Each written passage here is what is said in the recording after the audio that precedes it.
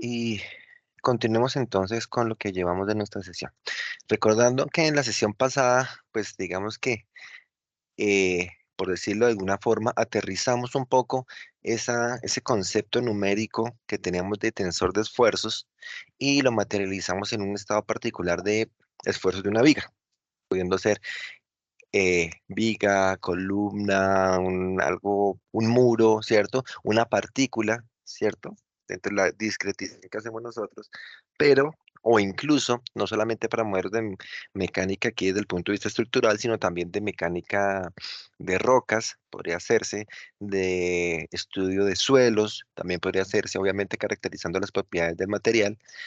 eh, Podemos evaluar este tipo de efectos, este tipo de estados de esfuerzos como tal, y llegado el caso, como lo hacemos, o bueno, como se hace numéricamente, se hace toda esa interpolación de datos. Entonces, fue parte de nuestra actividad la clase pasada, llegamos a evaluar qué era lo que ocurría, que dentro de la generalidad no existía, o más bien el plano que nos generaba el tensor, o más bien que la fuerza que se generaba en un punto no tenía que ser necesariamente perpendicular al plano, pero que sí existía un plano perpendicular a esa fuerza, que lo que implica que exista un vector paralelo entre la fuerza y el vector que me define el plano, ¿cierto? Que se conoce como el plano principal, en el cual el objetivo es anular los esfuerzos cortantes. ¿Sí? Que el proceso para el desarrollo como tal, pues ya lo conocemos desde el punto de vista matemático, que es nuestro estado de esfuerzos principales, ya tenemos programación para ello. Antes pues lo hacíamos solamente matemático, ahora ya lo hacemos con una aplicación como tal y llegamos a obtener un estado de esfuerzos como este. ¿No?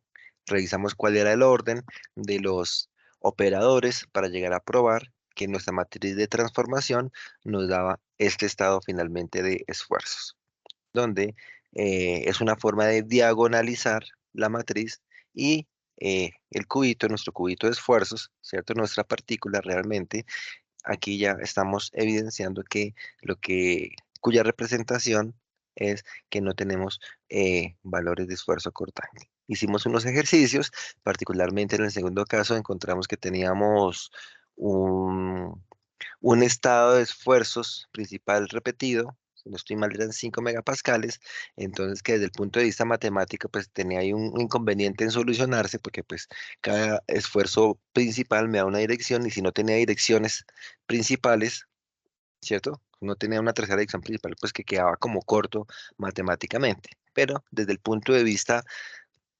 mecánico, pues podemos asociarlo como a una presión lateral, una presión radial de una probeta, donde tengo en dos direcciones el mismo estado de esfuerzos, ¿cierto? O sea que no es algo descabellado poder obtener ese doble estado de esfuerzos de la misma magnitud, e incluso podríamos decir que yo podría tener mis tres esfuerzos principales de la misma magnitud. No es un caso común realmente, pero sí se puede llegar a dar, por ejemplo, visto desde el punto de vista físico en un ensayo triaxial, una presión de cámara, ¿cierto? Donde por todo lado estoy haciendo el estudio de una probeta y tiene el mismo esfuerzo en toda dirección. Entonces, imagínense cómo sería. Tengo tres raíces, las tres raíces son la misma, entonces pues solamente tengo una dirección principal. ¿Qué tengo que hacer? Pues encontrar las otras dos.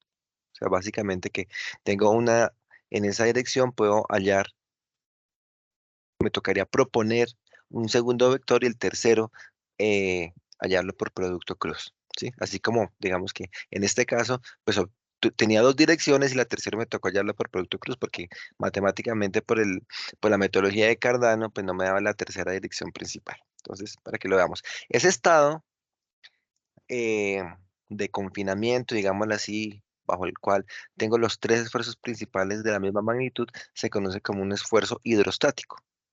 Y se podría llegar a obtener eventualmente si yo tengo una probeta, así como les digo, en el ensayo triaxial, ¿cierto? Presión de cámara por todo lado, hasta aplicarle alguna prueba, alguna carga adicional, o se llama hidrostático porque es como la presión que se genera a una determinada profundidad bajo un esfuerzo digamos, en medio líquido, ¿sí? Pues digo hidrostático considerando que se fuera agua. Entonces, es como la presión que Ingeniero, existe. Señor. ingeniero, qué pena. Es que yo tengo una pregunta de un ejercicio que hicimos un poco antes. Ujú. Es que en la parte donde estábamos mirando para determinar el vector tracción a partir de una función, eh, creo que era un poquito antes, ahí exactamente, en ese ejercicio, es que estaba mirando la fórmula y la fórmula dice que el esfuerzo tiene que ser la transformada del esfuerzo, pero cuando nosotros hicimos el ejercicio no hicimos la transformada, La sino que lo cogimos transpuesta. de una, la Ajá. traspuesta, perdón. Esa Sí. es mi pregunta. ¿De alguna propuesta?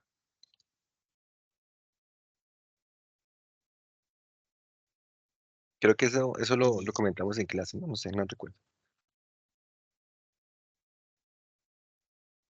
¿Alguno de los compañeros con la misma duda?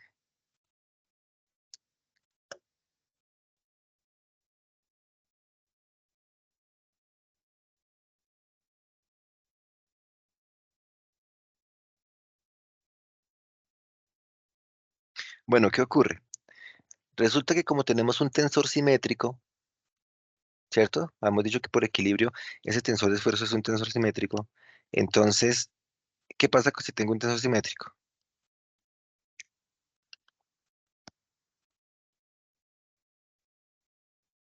que se repiten los datos. Que la Si tengo un... respuesta es el mismo tensor. Exactamente. La transpuesta es el mismo tensor. Cambio filas por columnas, pero ahí el sigma 2,1 es el sigma 1,2 por equilibrio. Entonces, digamos que por esa razón, el ejercicio pues ya lo tomamos así directamente. Ok, sí, sí, ya entendí. ¿Sí? Muchas gracias, ingeniero. Ok, listo. Igual cualquier duda, no duden en consultarla. Me parece bien chévere que pregunten y que estén retomando nuevamente pues todos los ejercicios que hacemos en clase, porque de pronto sí se nos llega a pasar algo y en medio del afán, digo yo, nos podemos pasar algún cálculo que no sea. Pero bueno, estamos aquí. Tenemos respuesta para ello. Listo. Muchas gracias. Ok.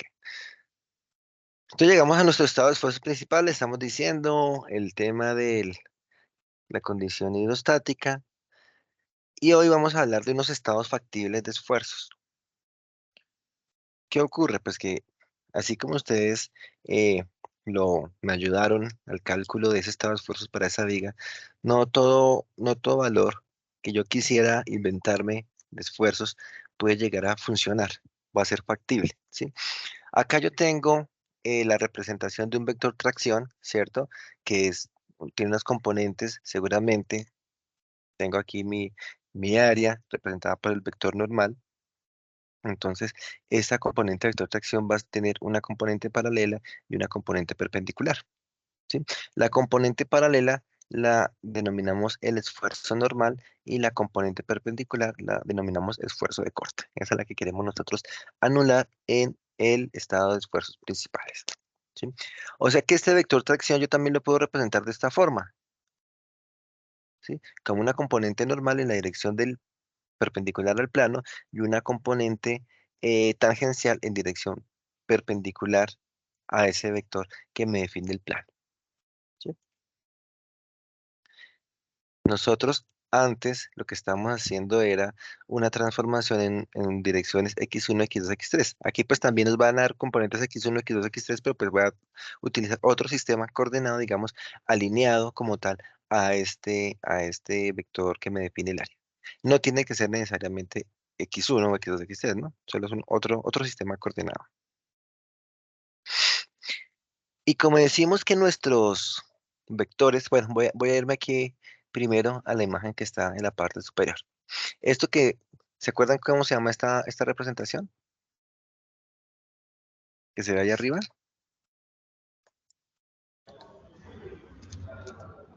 El círculo de Moore. El círculo de Moore. ¿Y qué me representa el círculo de Moore?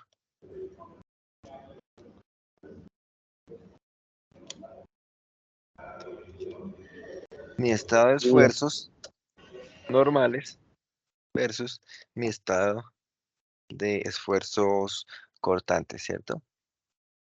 Resulta que ese vector direccional que me define el área, pues yo puedo presentarlo en tres componentes, ¿cierto? Que en un sistema coordenado.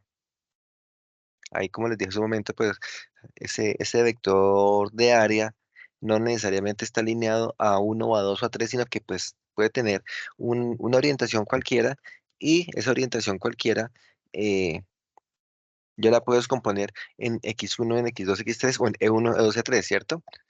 Y resulta que como ese vector n es un vector unitario, su componente va a estar entre 0 y 1, ¿cierto? Por eso aquí yo lo tengo entre 0 y 1,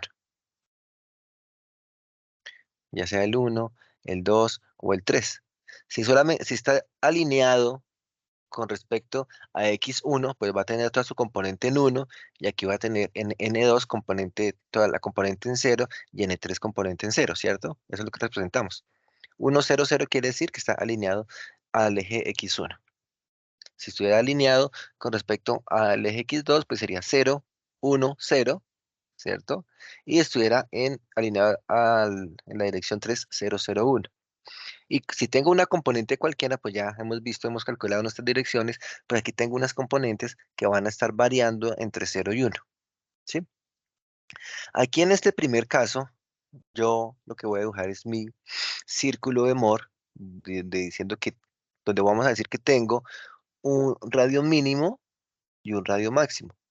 Esa superficie eh, que se presenta ahí como achuradita, se incluye porque pues, es el estado factible entre n o la componente de n, en este caso n1, eh, en dirección x1, que puede ir entre 0 y 1, ¿sí? O sea, menos de 0 no puede ir, más de 1 no puede ir, entonces, pues ese es un estado factible que podemos llegar a encontrar, ¿sí? Aquí estoy relacionando 1 y 2, entonces yo sé que el centro va a ser lo que ocurra, este centro aquí, ¿cierto? Entre 1 y 2, como calculamos los esfuerzos principales, ¿cierto? ¿Cómo calculamos? Voy a adelantarme un poquito a este estado de esfuerzos. Eh, Voy a irme aquí a la figura 4. Ya me devuelvo, ¿sí? En la figura 4, ¿qué tenemos? Un estado de esfuerzos netamente normal, ¿cierto? Netamente normal orientado en dirección x1. O sea, no tengo componente en x2, no tengo componente en x3. Y ese estado de esfuerzo yo lo represento aquí en este punto 4, en la imagen de la izquierda. ¿Sí? Tengo una componente netamente normal. Voy a decir que ese es mi mayor valor de esfuerzos. ¿Sí? El 4. Tengo una componente normal, no tengo cortantes. Entonces, en mi eje de cortantes va a estar 0, en mi eje normal va a estar en 4. Ese es un estado de esfuerzos que yo puedo llegar a considerar.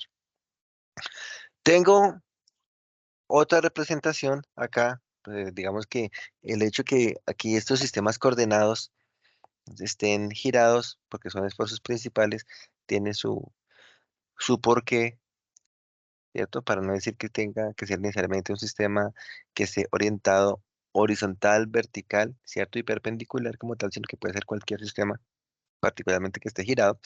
El punto 5, o esta representación 5, es un estado de esfuerzos netamente en dirección x2, ¿cierto? Un esfuerzo principal 2. Entonces, el 5 está acá, ¿cierto? Solamente tengo componente axial. Y el 6, de forma análoga, solamente va a estar en dirección 3. Digamos, vamos a decir que como nosotros organizamos nuestros esfuerzos principales, sigma 1, sigma 2, sigma 3, aquí estamos representando el sigma 1 como la condición 4, sigma 5, condición 5, sigma 6, sigma 3, perdón, condición 6, y aquí tengo el punto 6. ¿Sí? Entonces tengo estos valores marcados como 4, 5 y 6 como mis valores de esfuerzos principales aquí en esta recta. Esfuerzos netamente normales. ¿Mm? Voy a irme entonces ahora a la imagen 1, a la figura 1 aquí en la parte superior. Si nos damos cuenta, es un esfuerzo netamente que me va a involucrar corte, ¿cierto? Es en un plano donde va a estar avanzando, como esto es un vector, ¿sí? Digamos, va a estar avanzando lo mismo en X y lo mismo en Y. Lo mismo en X1, lo mismo en este caso en X3, ¿sí? X1, X3. O sea, E1, los componentes que tiene acá son dirección E1 y E3. En 2, pues va a avanzar lo mismo desde el punto 0 en adelante, o sea, no va a tener variación en 2, pero sí va a tener variación en 3. Entonces, este es el vector que me define este plano donde solamente voy a encontrar cortante orientado en 1 y 3. Ese cortante en esa dirección, bueno, creo que este vector es claro de dónde sale. Si es un vector unitario que acá va a medir 1 y acá va a medir 1, ¿cierto? La norma de ese vector, ¿qué va a ser? 1 cuadrado más 1 cuadrado me da 2, ¿cierto? 1 sobre raíz de 2 pues va a ser el factor que me ayude a normalizar este vector para volverlo vector unitario. ¿Sí estamos? Sí, señor. Ok, entonces va a ser mi vector que me va a definir un estado de cortante en dirección 1 y 3 y que lo represento acá, se dan cuenta, en la parte superior como sigma 1 menos sigma 3 sobre 2. Aquí es donde yo encuentro este valor. ¿Sí? Pero aquí encuentro como mi valor de cortante máximo. ¿Por qué sigma 1, sigma 3 sobre 2? Porque pues tengo todo esto de la recta, tengo esto de la recta, le resto, me da esto, y pues ahí tengo la mitad. El radio del círculo, arriba en la parte superior, pues ya voy a proyectar mi valor de cortante máximo. Por eso es mi valor de cortante máximo. ¿Sí? En esa dirección. Tengo otros planos. Por ejemplo, acá, este donde voy a avanzar en dirección 2 y en dirección 3, o sea que sigma 1 es constante. Esto es mi vector unitario que me define esta área. Va a ser definido en este caso por E2 y E3, ¿cierto? Entonces, E2, que sería el punto 5, E3, que sería el punto 6, ¿cierto? Sigma 2 menos sigma 3 sobre 2 me va a dar este valor de cortante de esta misma forma, ¿cierto? Sigma 2 sobre 2 y tengo un valor máximo de cortante. Y en el otro caso, donde avanza en sigma en dirección 1 y en dirección 2, ¿cierto? Pues también tengo otro plano que me define ese estado de cortante y va a ser este punto 3, que es sigma 1 menos sigma 2 sobre 2 para obtener este valor. ¿Sí? ¿Qué ocurre? Si nosotros superponemos, aquí yo tengo otros tres círculos, digamos tres círculos de Moore, ¿sí? Y lo que ocurre es que lo que esté por acá encima de este círculo, con este círculo, que esté por debajo de este otro círculo, o sea, que la zona factible más bien de esfuerzos, cualquier condición de esfuerzos, tiene que aparecer es en esta zona achurada, ¿de acuerdo?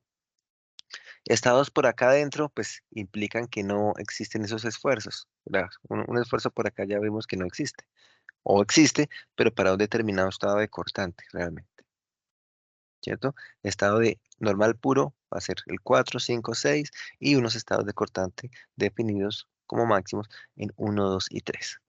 ¿Sí? Entonces, estas envolventes o esa superposición proviene desde acá, de que yo tengo un valor máximo de proyección para la componente de 1, un valor mínimo de proyección para la componente de 1, ¿cierto? Y pues yo hago superposición de todos mis círculos, a ese es el que tengo para mi respuesta de 1, mi respuesta de 2, mi respuesta de 3, ¿sí? Voy a obtener exactamente esa imagen que vimos en la figura anterior, ¿de acuerdo? Entonces, si aquí lo pueden alcanzar a percibir, acá tengo un círculo, ese que se llama R1 mínimo, que es este, R1 máximo, ¿sí? R1 mínimo es concéntrico con este R1 máximo, y acá tengo pues mis estados para cuando n es 0, cuando n es 1, N1, ¿sí? Acá tengo otro 2 R2 mínimo, R2 máximo, tengo mi estado de esfuerzo, este es con este de acá,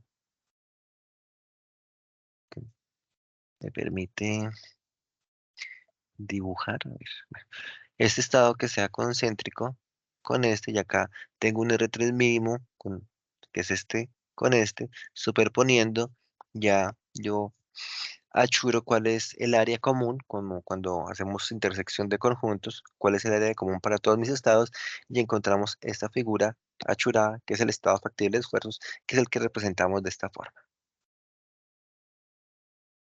¿De acuerdo? Entonces, tengo un estado de los normales que ya conocemos, un esfuerzo máximo, un esfuerzo mínimo, esfuerzos principales que ya sabemos calcular, un cortante máximo que yo también puedo calcular, ¿cierto? Como el cortante máximo menos el cortante mínimo sobre 2, ese va a ser mi cortante máximo que pueda llegar a tener mi estructura para un valor de esfuerzo también asociado, ¿no?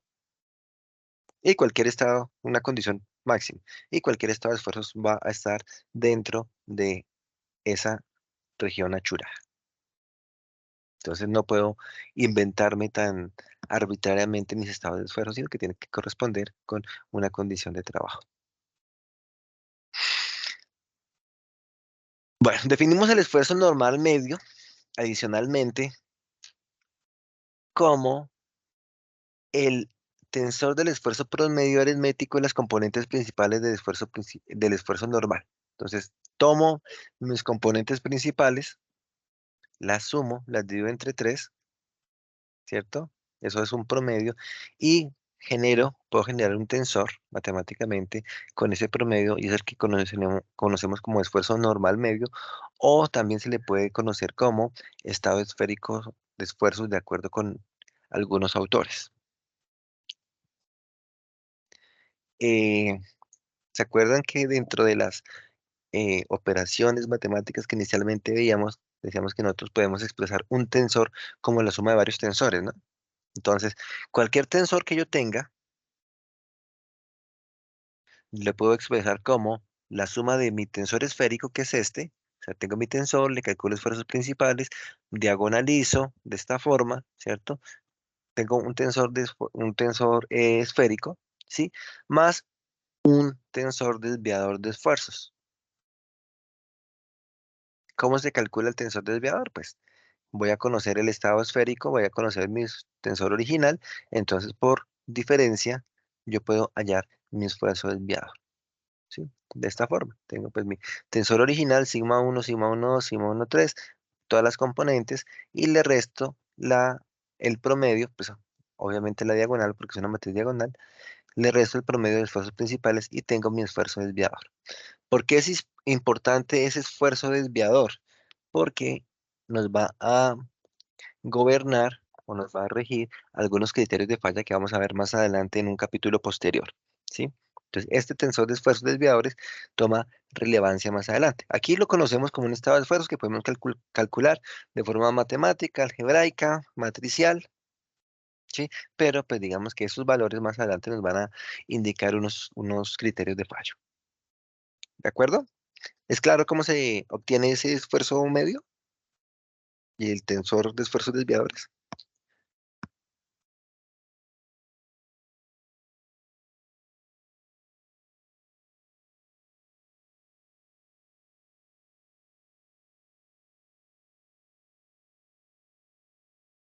Hola, hola, ¿se escucha? Sí, señor. Sí, ingeniero. Ok. Entonces es claro cómo se obtiene. Calcular esfuerzos principales, creo que ya sabemos hacer.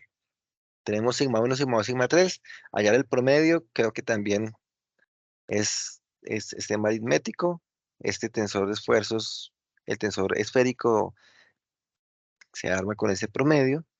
Y el desviador, pues, es la diferencia de los dos.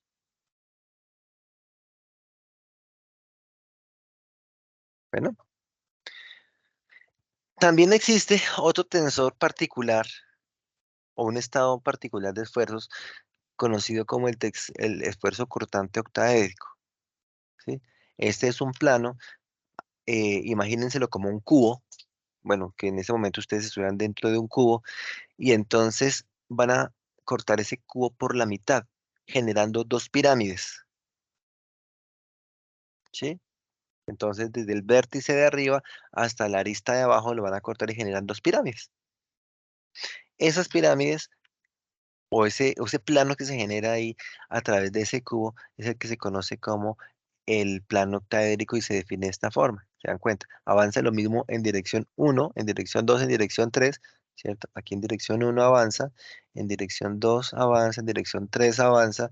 Entonces, para volverlo nuevamente un tensor unitario, 1 más 1 me da 3, 1 sobre raíz de 3. Aquí estoy volviendo el vector unitario, ¿sí?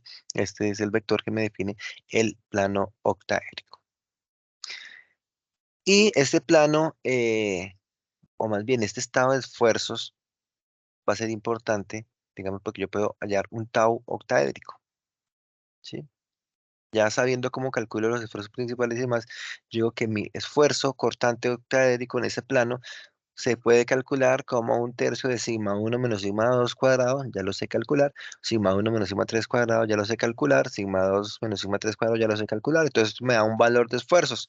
Y este cortante octaédrico también va a ser relevante más adelante cuando definamos los criterios de falla. ¿Qué son los criterios de falla? Adelantando un poco, voy a decir, oiga, tengo un estado de esfuerzos, ¿sí? Es como coger esos esfuerzos y volverlos uno solo. Dice, oiga, esos esfuerzos, aquí voy a tener un cortante o voy a tener un estado axial de compresión, por ejemplo, para la viga de concreto, de al conjugar estos esfuerzos principales, me da una resultante de 20 megapascales, ¿sí? Una fuerza, un esfuerzo. Y ese yo lo comparo con la resistencia del material, que aún no hemos hablado todo esto, si se dan cuenta, han sido acciones internas, análisis estructural. Ya para hablarlo como tal de diseño, involucrarlo en temas de diseño, es cuando yo lo comparo con la resistencia al material. Y si el material es un concreto de 21 megapascales, así nominal, digámoslo, entonces tengo 20 versus 21, estoy cumpliendo. Estoy al límite, pero estoy cumpliendo.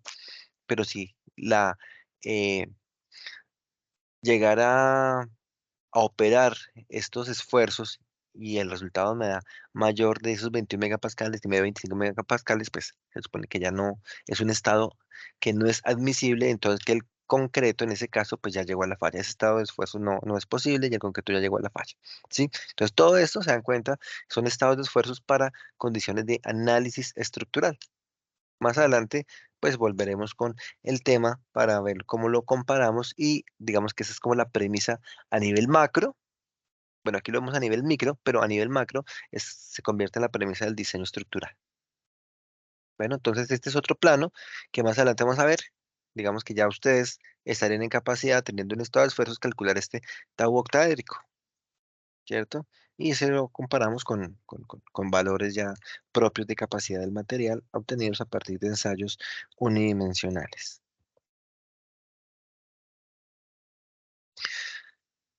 Bueno, existe, digamos, es un estado espacial, ¿cierto? Todas las consideraciones que estamos haciendo aquí ya nosotros, imaginen ustedes, a nivel de posgrado, pues es una consideración espacial.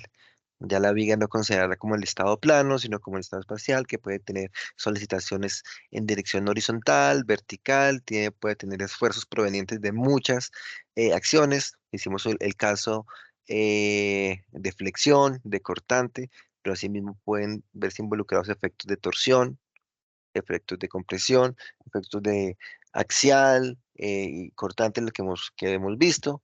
Entonces, pues, digamos que ahí se nos configura completamente un tensor de esfuerzos.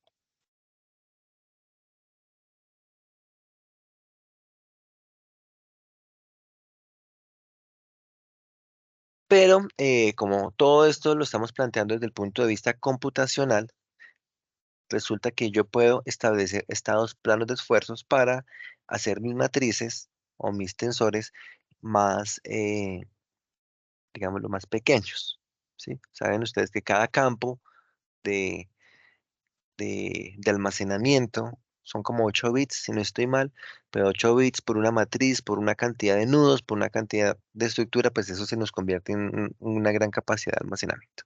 Entonces, en vista de eso, se han simplificado muchas expresiones que nos permiten hacer estas rutinas más económicas computacionalmente, y una de ellas es este estado plano de esfuerzos.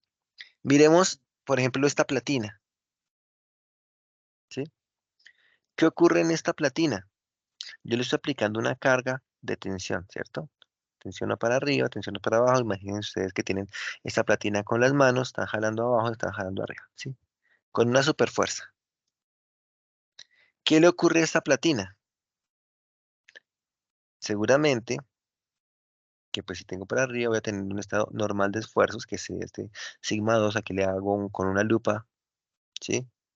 Al cubito, a mi partícula, voy a tener sigma 2, seguramente que para abajo también voy a tener sigma 2. Voy a tener pues un estado de cortantes, porque esto va a tratar de deformarse, ¿cierto? Va a tratar de acortarse, va a tener unos cortantes, ¿sí? Y va a tener unas normales, ¿cierto? Pero perpendicularmente no voy a tener ninguna consideración de esfuerzos. Entonces, perpendicularmente, donde no voy a tener ni cortantes ni esfuerzos normales en dirección 3, ¿cierto? Acá con esta convención, pues acá todos los términos asociados a 3, pues se vuelven cero. De hecho, eso lo vimos nosotros en nuestra viga. Nosotros ahí ya teníamos este ejercicio, aquí es una viga empotrada, ¿cierto? Con una carga en el extremo, pues nosotros dijimos, oiga, pero aquí no tengo cargas, ¿cierto? En dirección perpendicular. Si tuviera cargas en dirección perpendicular, pues claro que estos campos se me van a diligenciar, ¿sí? Ya dejan de ser cero, se me activan. Pero pues para un estado plano, no va a ocurrir eso. Vuelvo aquí a mi ejercicio de la platina. ¿Qué más le pasa a esa platina cuando le aplico esa carga?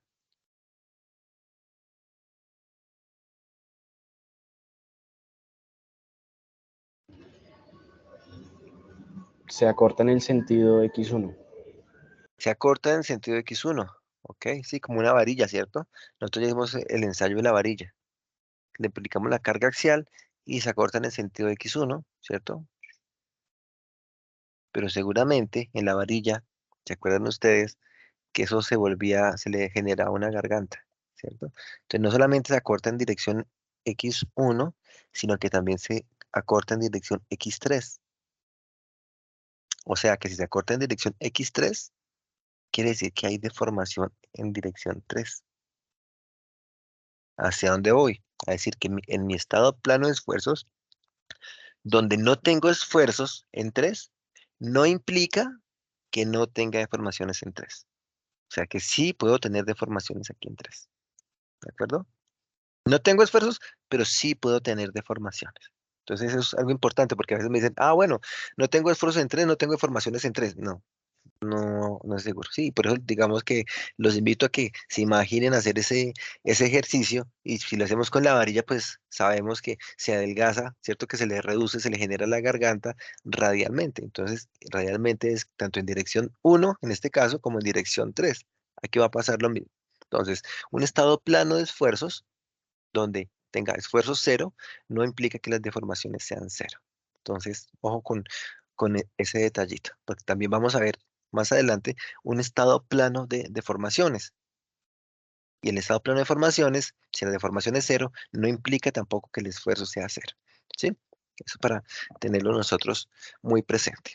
Entonces, este estado plano de esfuerzos, que es como tal la simplificación del estado tridimensional, donde las componentes de esfuerzo contenidas en un plano coordenado pueden ser diferentes de cero, mientras que las demás pueden llegar a anularse. Entonces, nos queda, como nos reduce, pues puedo trabajar con unos tensores de menor tamaño, menor carga computacional. Y digamos que esto también, si lo ponemos en contexto con nuestros programas de análisis estructural tipo SAP 2000, ¿se acuerdan ustedes, o cuando han hecho análisis, ustedes tienen la opción de decir, oiga, quiero que lo analice tridimensionalmente o lo analice como pórtico plano, ¿cierto? ¿Saben a qué me refiero? Sí, señor ingeniero. Sí, señor. Voy a saber aquí un modelito como para que lo tengamos de presente.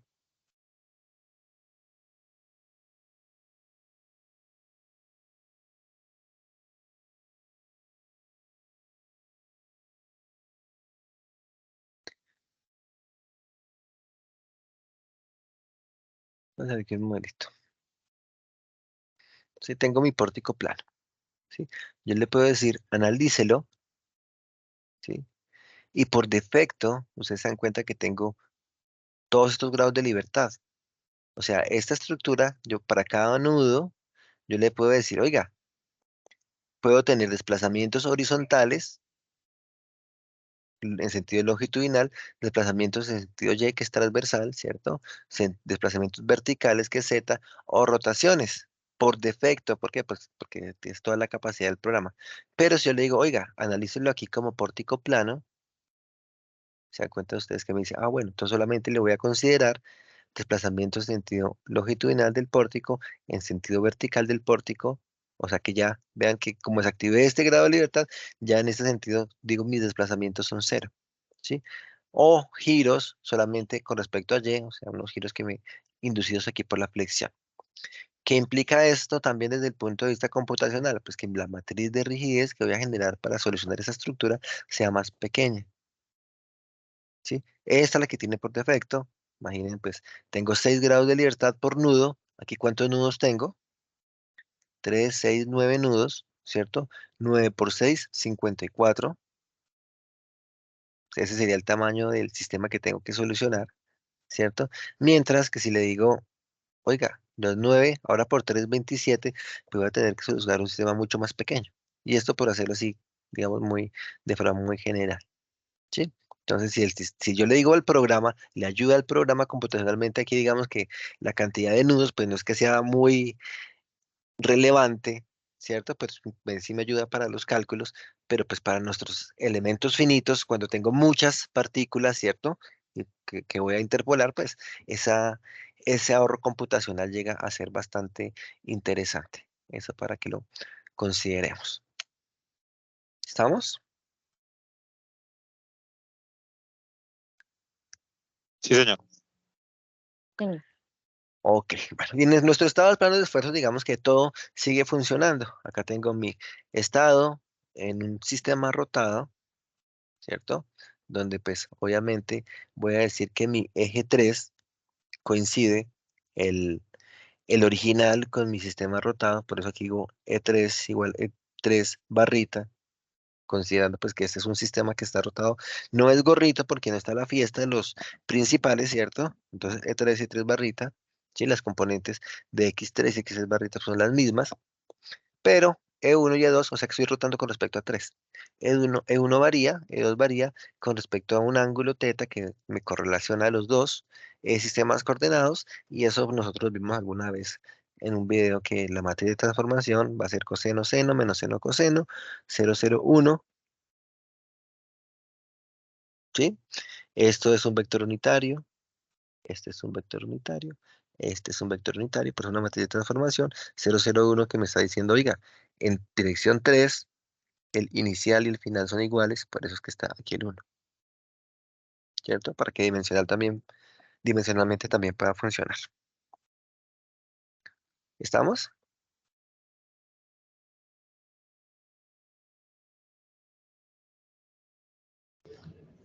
Sí, señor. ¿Qué puedo calcular esfuerzos principales en mi estado de esfuerzos plano? ¿Sí? De la misma forma, lo cual, pues aquí tiene una variación, es que decía que antes era 0, ¿cierto? Acá me queda 0 menos el estado de esfuerzos principal, entonces pues, digamos que me modifica un poco mi polinomio característico y me queda que un esfuerzo principal es 0 y los otros dos esfuerzos principales responden a el resultado de dos raíces de ¿cómo se llama esta ecuación? De un, de un binomio. Es un binomio cuadrado perfecto, bueno, no me acuerdo matemáticamente cómo es que funciona, cómo es que se llama, pero pues que sí existe una ecuación característica que, que siempre nos dicen otro día más sin haber usado esa ecuación canónica, creo que es que se llama, bueno, de menos b más menos raíz cuadrado de b cuadrado menos 4ac sobre 2a, ¿la recuerdan de álgebra? Que era la ecuación para calcular las raíces de un binomio, de un trinomio de orden 2.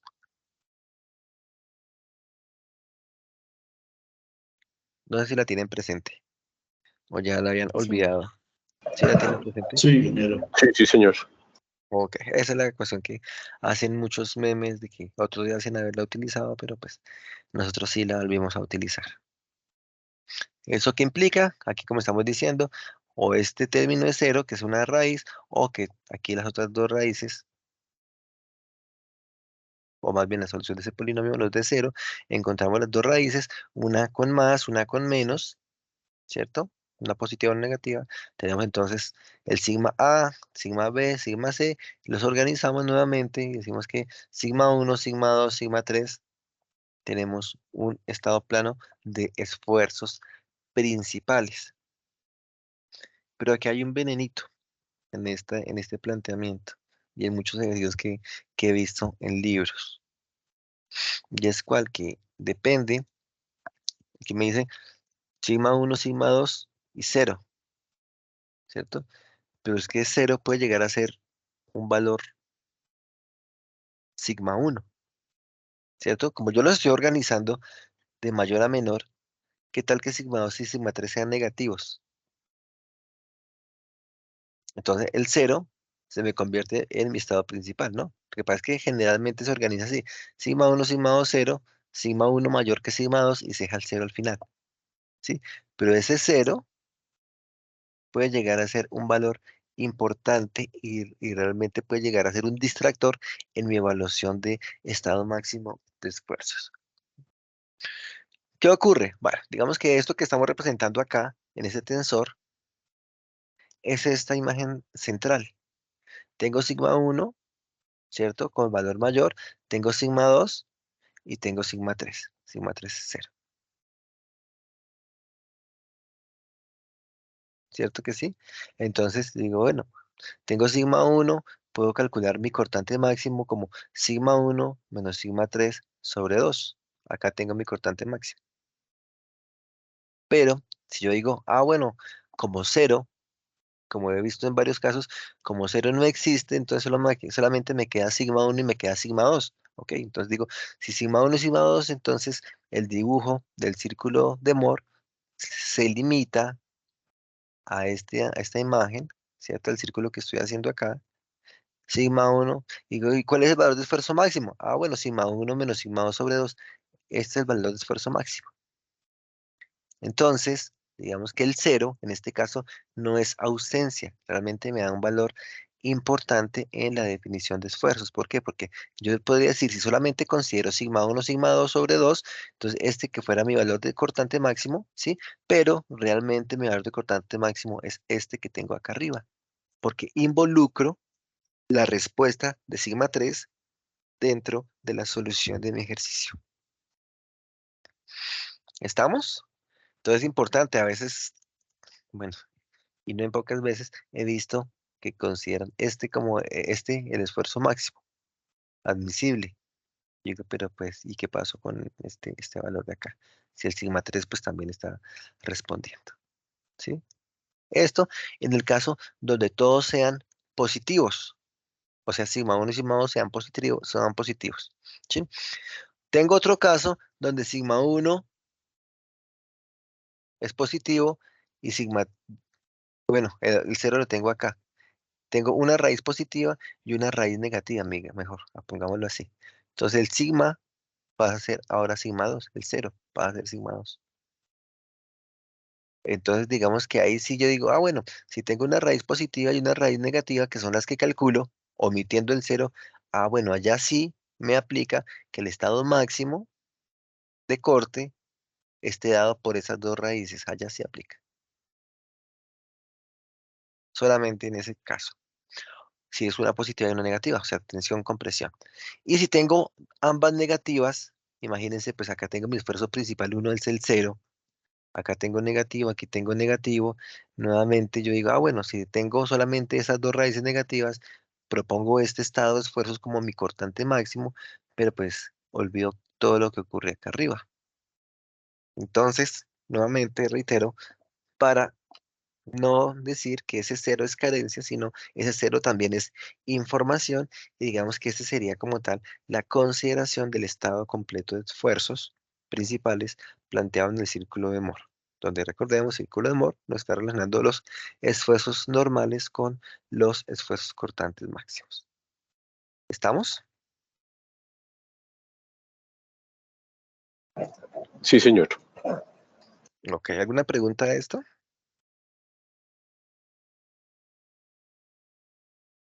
¿Ya lo tenían presente de lo que ocurría con los estados de esfuerzos? Creo que en pregrado generalmente nos limitamos a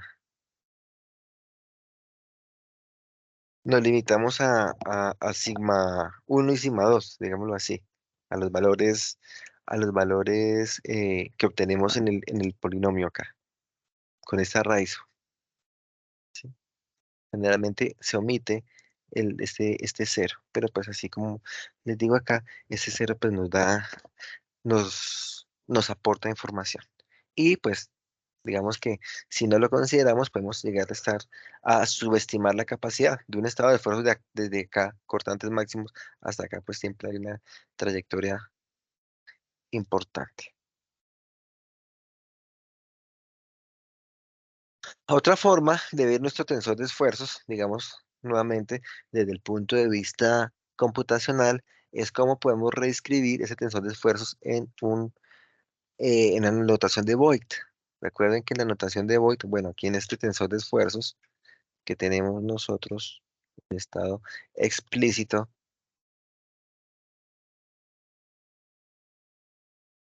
¿cierto? Tengo valores repetidos. Digamos que por eso la pregunta del compañero, donde podemos utilizar este tensor de esfuerzo, el tensor traspuesto para un estado normal, ¿cierto? Este 2,1 es este mismo 1,2 por equilibrio, este 3,1 es este 1,3, algo que hablamos nosotros en nuestra sesión presencial la clase pasada, este 3,2 es este 2,3, ¿sí? Entonces, como computacionalmente, pues este campo me va a ocupar, este campo me va a ocupar, todo me va a ocupar, ¿cierto? Entonces utilizamos una notación donde pueda llegar a hacerse más eficiente la programación. Entonces estos tres valores casi que nos quedan acá condensados con los otros valores y reescribimos nuestro tensor en notación de Voigt como sigma 1, 1, sigma 2, 2, sigma 3, 3, sigma 2, 3, sigma 1, 3. Entonces nos quedan solamente 6 campos diferentes de los 9 en un estado espacial, o en un estado plano de los 9 también nos quedan convertidos en 3, ¿cierto? Entonces ya, sobre todo para el estado plano, se ve cómo es la reducción de términos. Habíamos dicho que entonces este tensor de esfuerzos, bueno, un estado eh, que tenemos inicialmente en un sistema coordenado, lo podemos pasar a otro sistema coordenado, pero vean que ahora aquí esta matriz de transformación para notación de Voigt pues se hace un poco más densa. ¿Qué tiene esa matriz de transformación? Producto de senos y cosenos, ¿sí? Recuerden que lo que hacíamos nosotros era tener este tensor inicialmente, lo premultiplicábamos por una matriz transpuesta y lo multiplicábamos por otra matriz normal, que era nuestra matriz de cosenos directores, ¿sí? Sin transponer. Pues aquí lo que tenemos son esos productos de esos cosenos directores, ¿sí? Para hacer la operación directa. Si yo quiero plantear también el vector tracción como el producto, ¿se acuerdan que dijimos que fuerza es igual a esfuerzo por área, ¿no? Entonces aquí ahora esta matriz H tiene los componentes de área para expresarlo en notación de Voigt. Entonces mi tensor de fuerza va a ser mi tensor de esfuerzos multiplicado, ahí tenemos que garantizar la dimensionalidad, ¿cierto? Por este tensor de componentes de área. ¿Cierto? No es más que la transformación, la adecuación para que nos funcione la operación desde un punto de vista vectorial, ¿sí? Por eso les digo que tenemos que guardar la dimensionalidad para que sea operable esta matriz por esta matriz y podamos obtener este vector de fuerza en estado espacial o en estado plano, donde se dan cuenta que solo tenemos las componentes N1, N2 y componente cruzada, ¿sí? Entonces, yo creo, pues, las rutinas ya están programadas como tal en el software. Nosotros ya lo hemos hecho de forma explícita con los tensores ampliados, los de 3x3, pero digamos el resultado tiene que ser equivalente, ¿no? Lo que podría hacer yo eventualmente, si quisiera verlo en este caso es, oiga, tengo mi matriz 3x3, la transformo y voy a llegar a esto. Entonces, ¿cuáles son los términos que van a estar aquí incluidos? ¿Estamos? Digamos que operativamente para lo que queremos nosotros no nos va a afectar, ¿cierto? Pero si se quisiera llegar a programar, pues digamos que también eh, vamos a hacer el ahorro computacional de esta forma.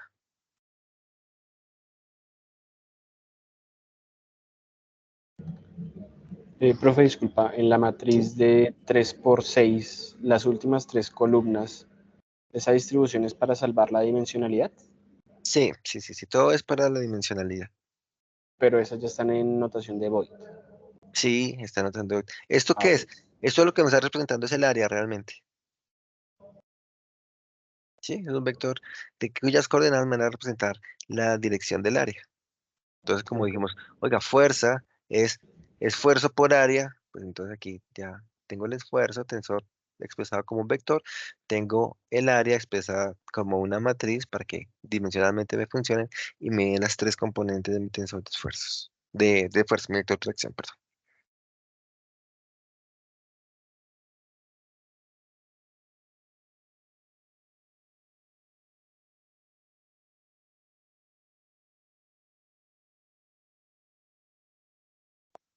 ¿De acuerdo? Y de esta forma terminamos nuestro capítulo de esfuerzos. Entonces consideramos eh,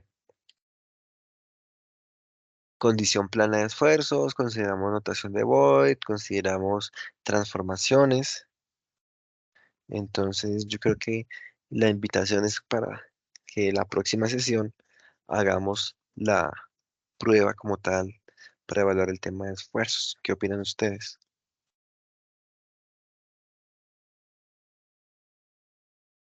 ¿Está bien que sea el miércoles Ingeniero, próximo, sí, señora? sí está. No, que sí, que decía que pues para aterrizar más esto, lo que nos has enseñado, pues digamos, y hacerlo en un ejemplo, como para uno, digamos, ya aterrizar ideas y entender mejor pues la teoría. ¿Algo particular? Digamos, esto último que estamos viendo, digamos acá ya como el vector tracción y digamos como llegar a este mismo punto, pero a partir de un ejercicio. Ah, bueno, pues digamos que los resultados, obtener este vector tracción acá, digamos, esto es más notación realmente. Esto ya aparece programado, pero lo que hacemos nosotros en la obtención de ese vector tracción fue lo que hicimos por acá, realmente. Es Ah, esta expresión matricial, es lo que estamos representando allá. Lo que pasa es que este vector, para que dimensionalmente nos funcione, pues se expresa de esa forma, de esa matriz. Pero acá lo que hicimos fue exactamente eso. Teníamos un tensor de esfuerzos, aquí expresado de forma explícita, pues allá se expresa en notación de Voigt, ¿sí? Un vector direccional, un vector de área, que lo calculamos, ¿cierto? Y obtuvimos este tensor, este vector tracción. Allá es otra forma de obtener realmente el vector tracción. Pero el procedimiento como tal es este, solamente para que ok. ustedes conozcan que existe esa notación y otra forma de hacer que dimensionalmente tiene que funcionar de esa forma para que, porque a veces uno dice, uy, pero que de 3x6, no se supone que nuestras matrices son cuadradas, bueno, generalmente son cuadradas. Entonces sí, pero lo que pasa es que como ya hicimos una simplificación, convertimos ese tensor de 3x3 en un vector de 6x1, ¿cierto? Para ahorrar campos, sí, pero ahorita pues si lo hacemos manualmente no es mucho lo que podamos ahorrar, sí, pero como les digo, esas rutinas ya están implementadas y así es que se soluciona computacionalmente, pero la respuesta llegamos por acá mismo. Ah, ok, Inge, muchas gracias. Ok, bueno, muy bien.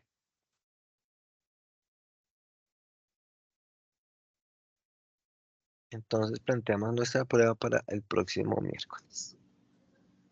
Ingeniero. Señora, ¿Y habría la posibilidad de tener un poquito más de tiempo para prepararse para la prueba? No sé si los compañeros están de acuerdo.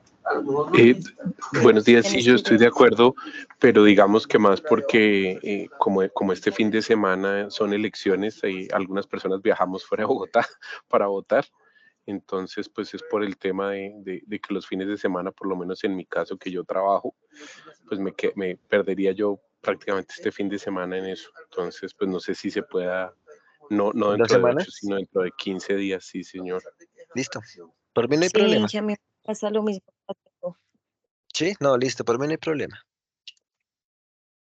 Ahí el tema es que, bueno, pues ya empezamos a avanzar en este tema y lo que pasa es que no quería hacer un corte, digamos, de mucho tiempo entre tema y tema. Pero pues entendiendo perfectamente, igual nos acogemos y lo hacemos dentro de 15 días. Muchas gracias, ingeniero. Gracias, ¿No? ingeniero.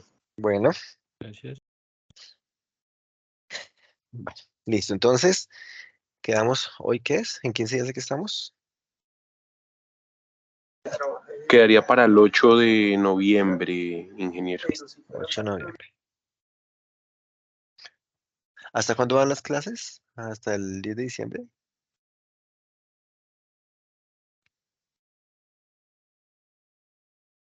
¿Alguien lo tiene por ahí a la mano? Inge, pues casi siempre es hasta el 15 más o menos. ¿De diciembre? Pues el 15 de acaba todo, que yo siempre Ok, tengo entendido eso. ok, listo. Voy a mirar por acá el calendario. Es que depende del plazo que su merced tenga para subir las notas. Sí, Entonces, pues es sí, más por eso, sí. porque como tal creo que el calendario va hasta el 6. Sí, es que de ahí nos toca irnos como para atrás para no quedarnos cortos en actividad y sobre todo que no hace falta, pues, el parcial de esfuerzos, parcial de formaciones y un par de actividades adicionales de plasticidad. Bueno, vamos a, igual ahí Sí, nos da el tiempo. calendario, ingeniero, va hasta el 7 de diciembre de clases. Clases. Jueves 7 de diciembre, porque me imagino que el viernes será festivo. Y Sí, fecha de exámenes finales la semana del 11 al 15 de exámenes. diciembre. O sea que esa semana es la de subir notas. Listo. Sí, sí. Entonces, para saber que el proyecto lo tenemos para esa semana. Listo. Muchas gracias por la información. Inge, una consulta o bueno, Sí. una petición. ¿Hay manera de pronto recibir una retroalimentación con relación al parcial que tuvimos?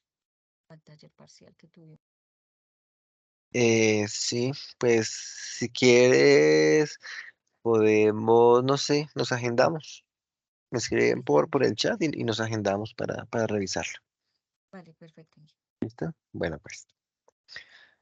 Bueno, continuando entonces, ya con el tema de formaciones, pues que generalmente se asocia como tal a desplazamiento, ¿cierto? Movimiento. Resulta que cada partícula de esa que nosotros hicimos el análisis, que dijimos, bueno, esta partícula, cuando íbamos a hacer los esfuerzos, tenía unas coordenadas en dirección X, bueno, en dirección X1, en dirección X2, en dirección X3, ¿cierto? Y esa partícula que le analizamos, le encontramos un estado particular de esfuerzos. Si nos movíamos en coordenada X1, X2, X3, teníamos otro estado de esfuerzos, ¿sí? O sea, y cualquier partícula que tuviéramos tenía unas coordenadas particulares. Entonces, eso porque nosotros asociamos acá a esas coordenadas realmente a un sistema de referencia. Aquí generalmente hablamos de dos estados, uno tiempo cero y uno tiempo igual a t, ¿cierto? Un tiempo posterior.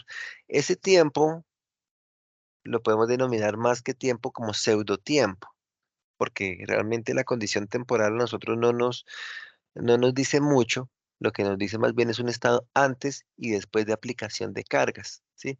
¿Cuál es la condición inicial y cuál es la condición final? Por eso digo que el tiempo, pues, puede, yo pongo un segundo o 20 segundos y me da exactamente lo mismo, pero si digo, oiga, mi estado inicial fue este, mi estado final fue este, ya como que a nosotros nos hace un poco más de conciencia de lo que está pasando con nuestra estructura, nuestro elemento, nuestras partículas, ¿sí? Entonces, en este caso, tengo mi elemento, mi estructura, ¿cierto? En la cual cada una de las coordenadas de discretización que se haga, si lo queremos plantear, ¿cierto? O más de nuestro continuo, cada partícula, ¿sí? Va a tener unas coordenadas x1, x2, x3. En mi condición de referencia lo llamamos omega 0 al dominio, como tal. Y también lo denominamos coordenadas materiales. Materiales.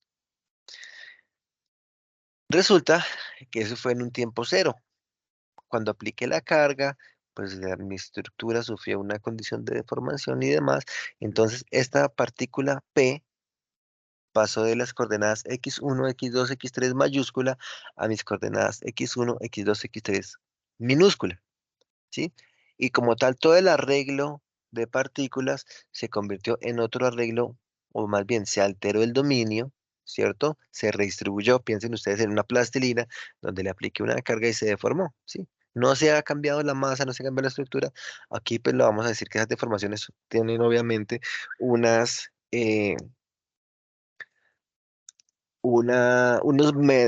valores muchísimo menores, ¿cierto? Pero pues que sí existe una deformación. Entonces, este dominio omega t es el que se conoce como mi estructura deformada.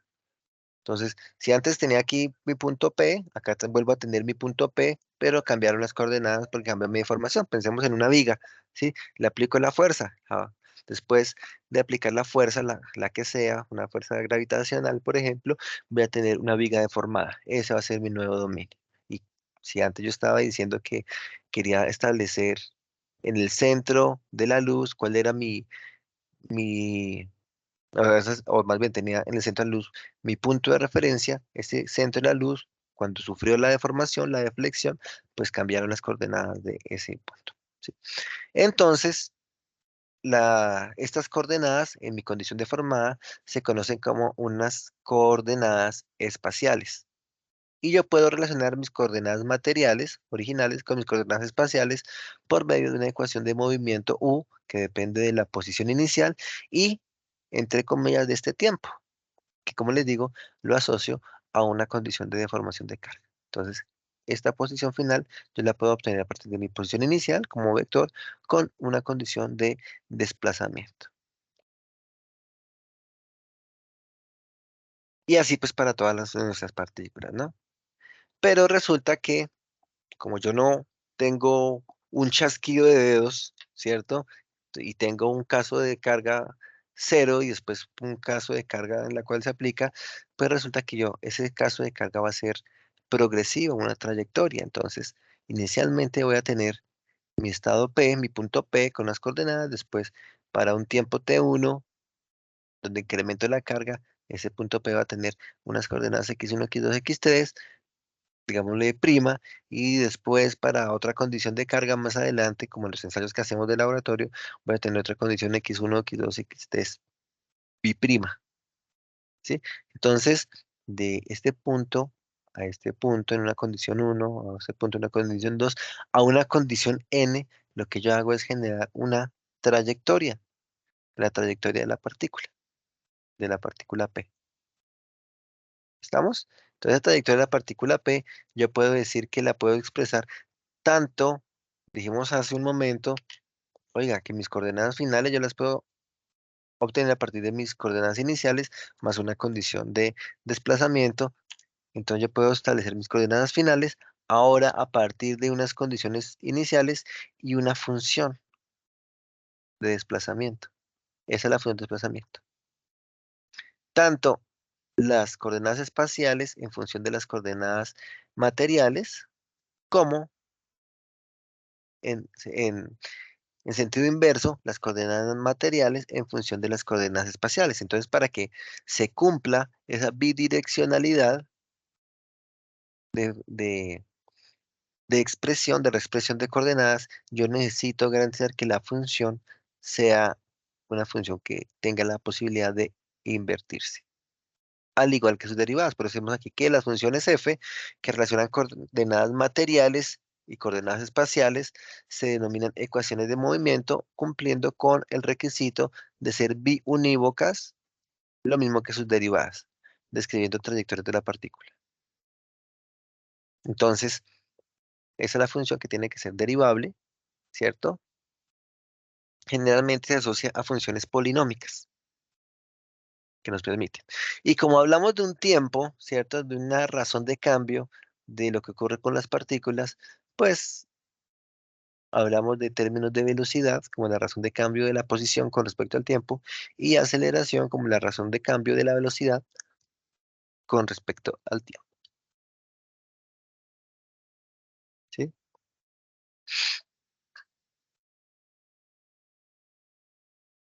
Entonces aquí vamos a hacer una diferenciación.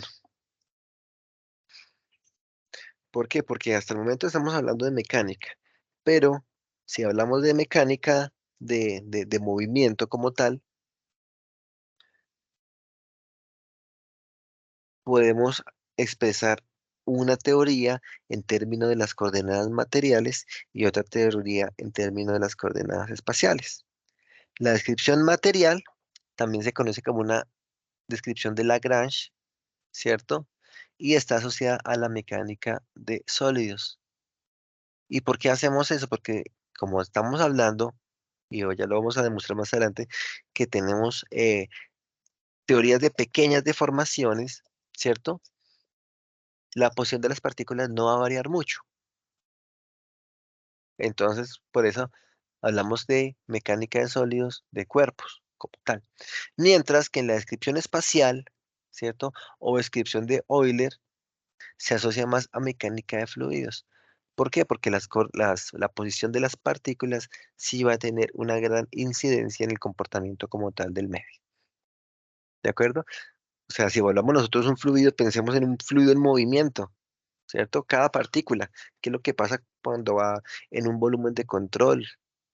¿Sí? Cuando hacemos simulaciones de fluidos, pues que la partícula va a cambiar, la velocidad de posición por un lado va a cambiar de velocidad, ¿cierto? Seguramente que también va a tener aceleración. Entonces, el análisis de fluidos es más conveniente hacerse sobre las coordenadas espaciales, o sea, las coordenadas en tiempo igual a t, cuando se ha aplicado un proceso, pues yo lo llamo de carga, desde fluidos, pues será algún proceso de movimiento, de diferente, de alteración, de excitación de partículas, mientras que en mecánica de sólidos, pues campos de pequeñas deformaciones, sí, vamos a hablar de deformaciones, vamos a controlarlo, pero pues no va a tener una dispersión como llega a ocurrir e incluso efectos de aleatoriedad como puede llegar a incluir en los fluidos. ¿Estamos? Entonces en este momento ya estamos cogiendo una ruta para hacer el análisis de la mecánica de materiales. ¿Cuál es la ruta? Irnos por eh, una descripción de Lagrange o una descripción material. Igual más adelante vamos a hablar que existen unos parámetros de Lagrange en términos de coordenadas materiales, pero también tienen sus homólogos en términos de coordenadas espaciales.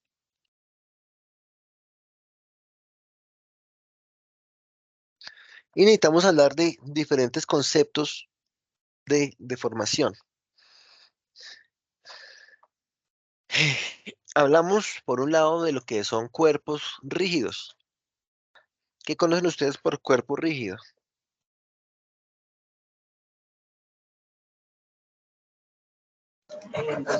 Un cuerpo indeformable. Exactamente, como un cuerpo indeformable. Yo le aplico una fuerza y el cuerpo como tal lo que hace es cambia de posición, orientación, ¿cierto? Puede rotar, puede moverse, ¿cierto? Pero no cambia su forma. O sea, eso es algo completamente idealizado, ¿no? Porque pues algo de información inicial local se va a sufrir, pero pues digamos que para nuestro análisis nos funciona el concepto. Cuerpo deformable.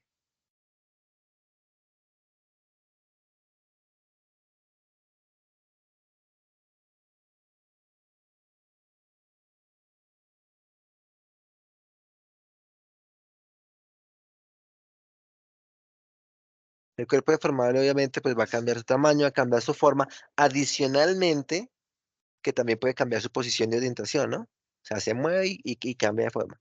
Aquí, bueno, lo vamos a ver más adelante, tenemos el principio de conservación de la masa. No nos va a cambiar su volumen, no nos va a cambiar su masa, pero pues sí su geometría eventualmente. Y eso lo podemos ver con una viga, ¿no? Nos cambia su tamaño, nos cambia su forma.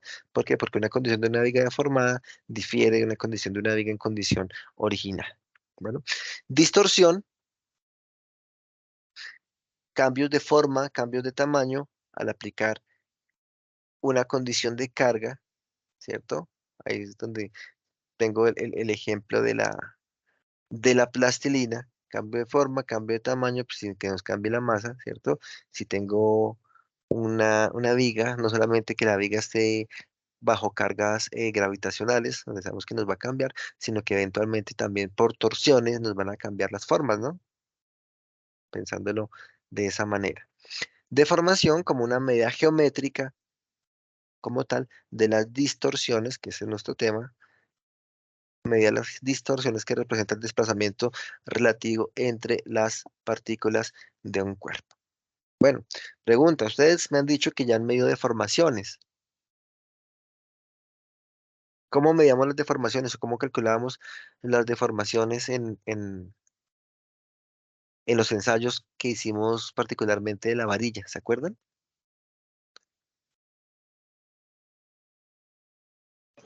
Usando la ley de Hooke.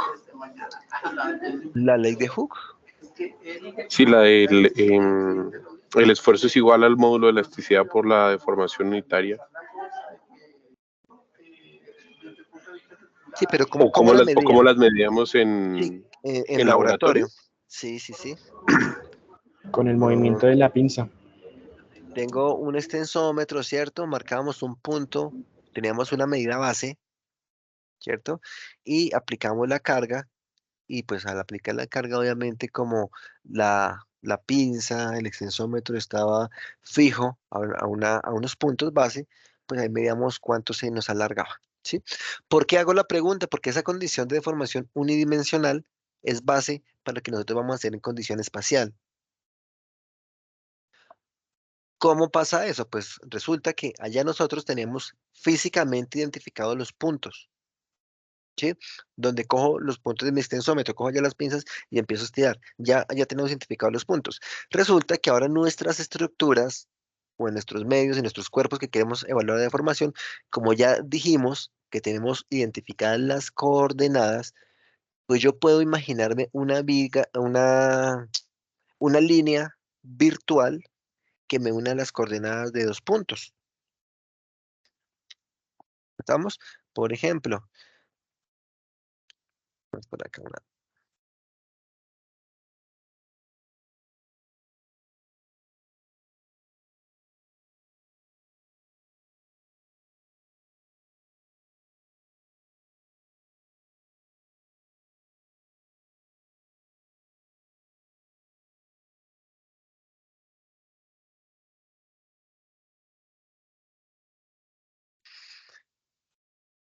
Por ejemplo, tomemos esta imagen como referencia,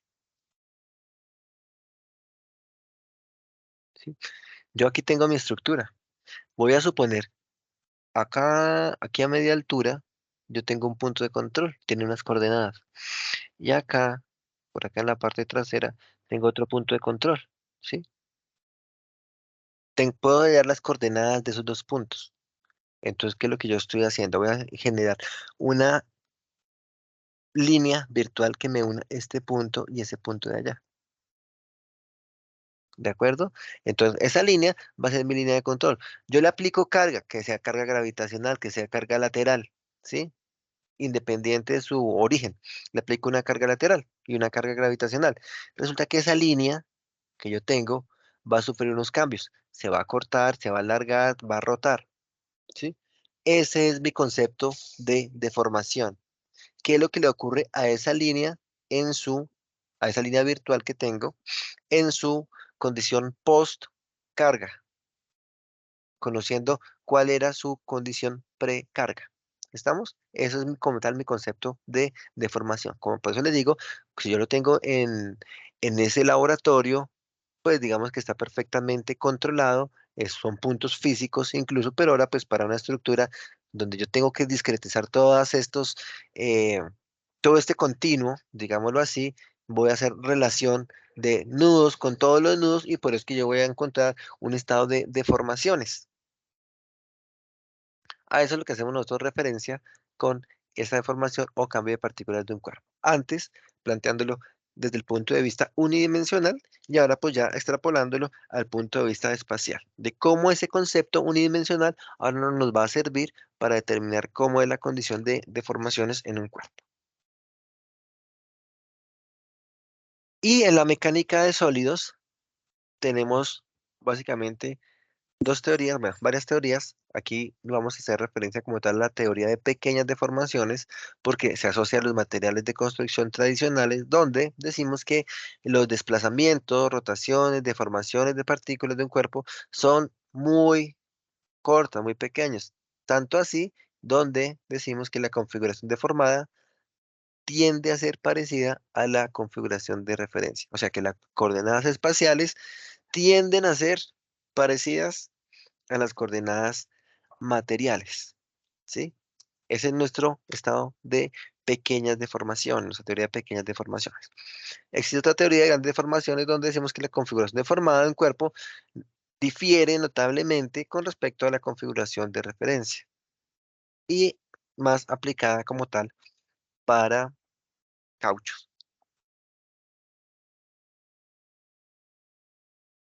o materiales elastoméricos, como por ejemplo neoprenos eventualmente. ¿Sí? Pues hablando de las aplicaciones que tengamos nosotros de nuestra competencia. Y acá tenemos el ensayo como tal de esa barrita.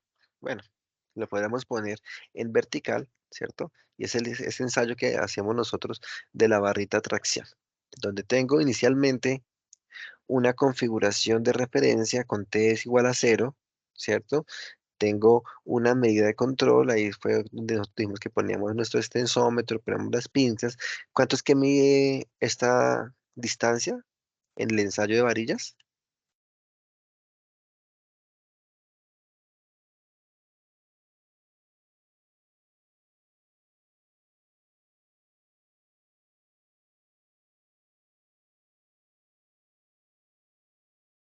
¿No se acuerdan? Como 20 centímetros, ¿no? 25 centímetros. 25, algo Ujú. así. Tenemos una medida de referencia controlada y después empezamos a aplicar la carga, ¿cierto? Pues decimos que t igual a t en varios estados, ¿cierto?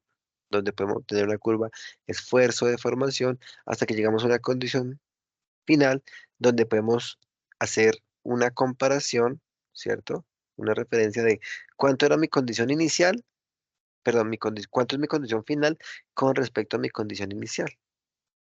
Y si lo divido, o sea, esta diferencia, ese delta, delta L, o sea, la elongación sobre la longitud, se puede expresar, esa es la que conocemos nosotros como una deformación ingenieril, es la que siempre hemos utilizado, creo yo.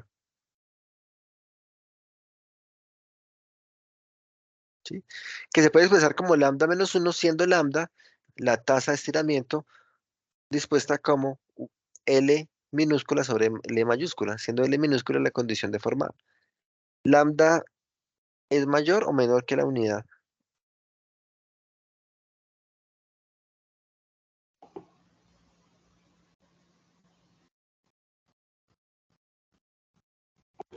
Menor. No, Menor que la unidad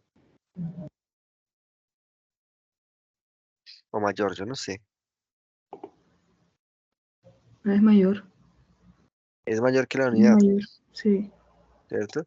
¿Por qué? Porque L, o sea, aquí por el dibujito, ¿cierto? Poner dimensiones, este es más grande que este, ¿cierto? La longitud L minúscula es mayor que la longitud L mayúscula. Yo diría que esta lambda es mayor que la unidad. ¿Sí? Por eso aquí digo lambda menos 1, aquí le quito 1, ¿cierto? Y este valor seguiría siendo positivo, pequeño, pero positivo. Si fuera menor que 1, aquí este valor me daría de 0. ¿Sí? Esa es nuestra medida de estiramiento, nuestra tasa de estiramiento. También tenemos la deformación ingenieril y la deformación de Cauchy, que generalmente hemos utilizado. Y pues existen otras medidas de deformación, como la deformación logarítmica, ¿cierto? Que la podemos obtener como el logaritmo natural de lambda de la tasa de estiramiento, ¿cierto? Deformación logarítmica, o el logaritmo natural de la deformación ingenieril más 1, ¿no? Ahí solamente es un juego matemático en el cual podemos llegar a reemplazar. Tenemos también la medida de deformación de Green, expresada como la diferencia de los cuadrados con respecto a la longitud original, la longitud de referencia, ¿sí? Que también se puede expresar como un medio de lambda cuadrado menos 1, o la deformación de Almanzi, donde pues el numerador es el mismo, pero lo vamos a relacionar con respecto a la condición deformada. Un medio de 1 menos el inverso de lambda cuadrado. ¿Sí? Entonces, existen pues esas que son las medidas de deformación, pero si nosotros vamos y graficamos esas medidas de deformación, encontramos estas diferencias. ¿Qué ocurre? Pues que estamos graficando el lambda menos 1, o sea, lambda menos 1 es la deformación ingenieril, ¿cierto? Versus la medida de deformación. Obviamente, pues la ingenieril va a estar aquí a 45 grados, ¿cierto? Y estamos comparando todas las otras medidas de deformación con respecto a la ingenieril, básicamente. Tengo que la deformación logarítmica, ¿cierto? Empieza a bajar. La de Almanzi baja todavía más y la de Green sube. O sea que en ese orden de ideas, las medidas de deformación más dispersas o que difieren más son la de Green y la de Almanzi. ¿Estamos? Al graficar esas medidas de deformación allá. ¿Estamos? Sí, señor. Almanzi, pero bueno, en la imagen de la derecha estoy haciéndole un zoom a esta imagen, donde aquí lo estoy comparando de 0 a 1, pero voy a irme de 0 a 0.1, o sea, voy a hacer un zoom acá en este recuadro de la parte inferior, de 0 a 0.1. Al hacer ese zoom, miren lo que encontramos, pues la tendencia sigue siendo la misma, ¿sí? Green y Almanzi son las que más se separan, pero cada vez tienden a cerrarse, tienden a cerrarse, tienden a cerrarse. Pregunta, ¿cuánto es la deformación del concreto máxima, admisible, dentro de nuestros criterios de diseño? Punto doble 03. 0.0033. Punto doble 0.3, ¿cierto? Y del acero, 0.0021. punto Sí. doble 0.21 para un acero de refuerzo, ¿cierto? O sea, deformaciones del 2 por 1000, de 3 por 1000. Oiga, aquí estoy en el 2%. O sea, me toca hacer todavía un zoom más cercano acá, ¿no? En la décima parte, quiero yo. Punto 0.2, punto 0.1 acá, punto 0.3. Oiga, estoy por acá. Vuelvo a hacer otro zoom, seguramente que esta diferencia se va a reducir. Entonces, nos damos cuenta que por más que se están reduciendo, pues van a tender a una media tendencia central, ¿sí? Y por eso hablamos de campo de medidas de las pequeñas deformaciones, porque nosotros estamos por aquí abajito, muy bajito, muy bajito. Para bueno, para mayores deformaciones, vean que ya sí empieza a haber dispersión, por ejemplo. Vamos a hacer un ejercicio ahorita. Sí, pero empieza a haber una mayor dispersión, pero para que pequeñas deformaciones, todo tiende hacia una medida central.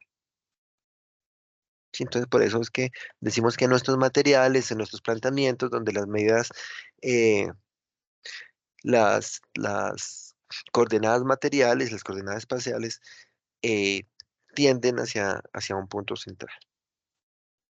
Bueno,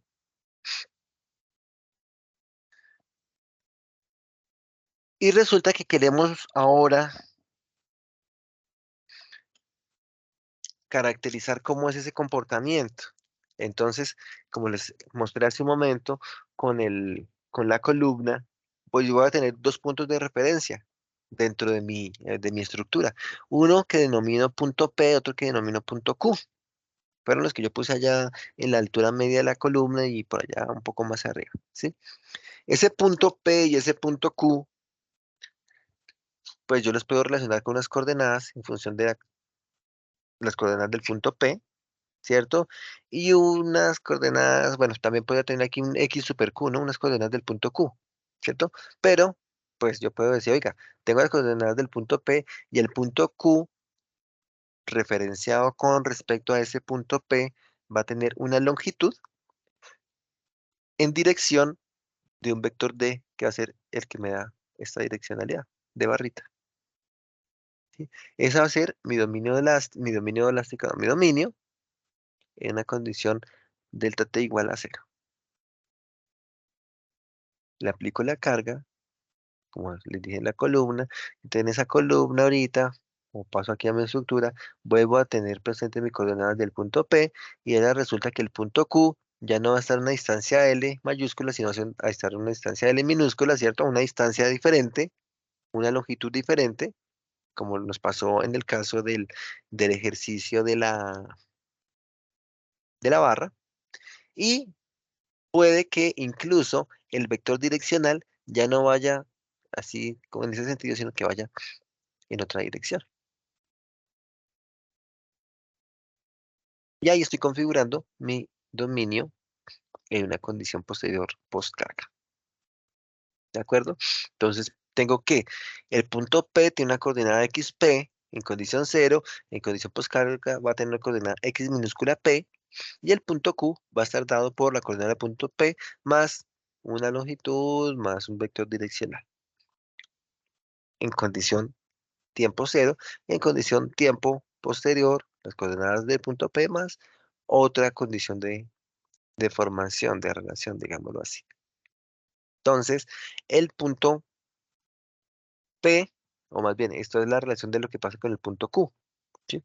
Las coordenadas del punto Q van a depender de las coordenadas originales más una condición temporal.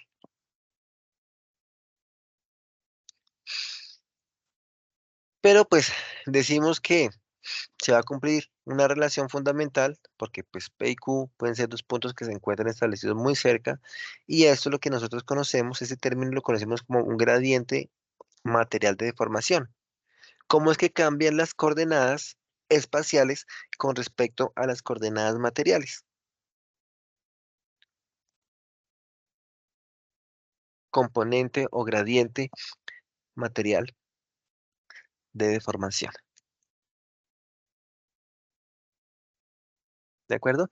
Entonces, ¿qué ocurre? Pues que nosotros podemos expresar estas coordenadas, ya lo dijimos, como funciones. ¿Cómo son las funciones de movimiento? Y pues, si las funciones de movimiento, o más bien las coordenadas espaciales, yo las puedo obtener a partir de las condiciones de las coordenadas materiales, pues encuentro la respuesta, ¿sí? El tensor F, entonces, lo denominamos, pues esto es un gradiente, es una razón de cambio, es una derivada, pues involucramos de una vez a nuestro operador nabla, que es nuestro operador de derivación, si lo tienen presente, ¿cierto? Derivación, ¿derivación de qué? De unas funciones de posición con respecto al tiempo. Entonces, F va a ser mi tensor gradiente material de deformación. Ojo, porque así como existe mi tensor gradiente material de deformación, como dijimos que es para nuestro medio, también existe el tensor gradiente espacial de deformación. ¿Y cuál es la diferencia del tensor gradiente material con respecto al tensor gradiente espacial de deformación? Pues que el tensor gradiente, por el cambio, como que decimos, oiga, nuestras coordenadas espaciales dependen de nuestras coordenadas materiales. Allá, para el tensor gradiente espacial, lo que hago es derivar las coordenadas espaciales materiales en función de las coordenadas espaciales, ¿sí? Y como pues son funciones biunívocas que dijimos que eran derivables y que se puedan invertir, entonces pues nos aplicaría. Ya con un ejercicio lo vamos a aterrizar un poco más, ¿sí? Entonces, este gradiente, del tensor gradiente, yo le puedo expresar como la derivada de las funciones de posición. X1, o sea, voy a tener una respuesta, una componente en dirección. Acá esta posición de la partícula va a tener una respuesta en X1, una proyección en X1, una proyección en X2, una proyección en X3, ¿cierto? Por eso derivo lo que ocurre con respecto a X1, derivo con respecto a lo que ocurre a X2 y derivo con respecto a lo que ocurre a X3 en X1 mayúscula, X2 mayúscula, X3 mayúscula, y miremoslo ya directamente en un ejercicio para ponerle nombres. Bueno, este es el tensor de Green. Bueno, el ejercicio es este, donde nos damos cuenta que, mm, miremos las coordenadas espaciales, yo las puedo dar a partir de las coordenadas materiales. Coordenada espacial, X1, en función de los componentes materiales, X1, X2, X3, X2 también en función de X1, X2, X3, X3 en función de X1, X2, X3. ¿De acuerdo? Que podría también expresar X1 en función de X1, X2, X3, donde fuera la relación al revés, ¿no? Quisiera expresar mis coordenadas materiales en función de mis coordenadas espaciales. Y acá, antes de ir al ejercicio, la medida de formación escalar de Green y de formación escalar de Almanzi, donde la deformación, ¿qué unidades tiene la deformación?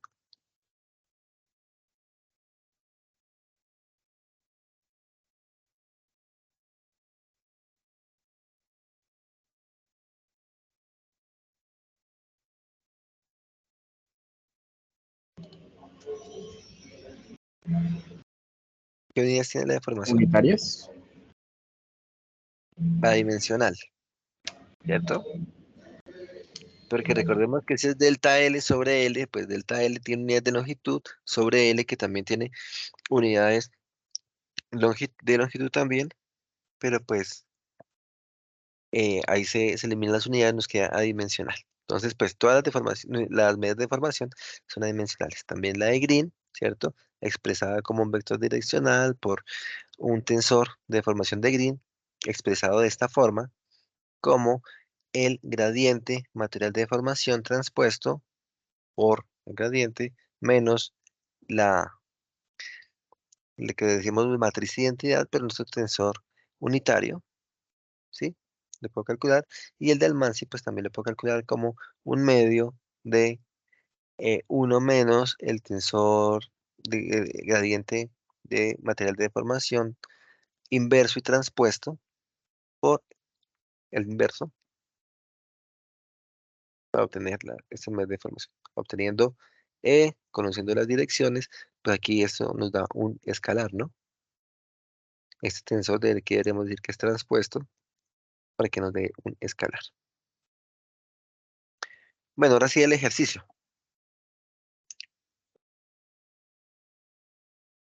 Dadas las ecuaciones de movimiento de un cuerpo, cuando se deforma, que son estas tres que están acá, x1 dado en función como raíz de x2, x1 mayúscula más 3/4 de raíz de x2, x3, ¿cierto? Ahí no tengo aporte de x2 en coordenadas materiales.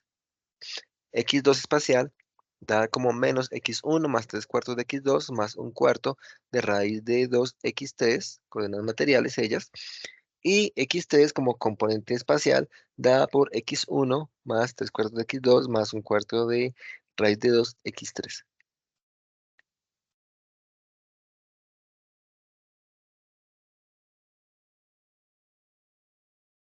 Calcular la dirección de una línea material.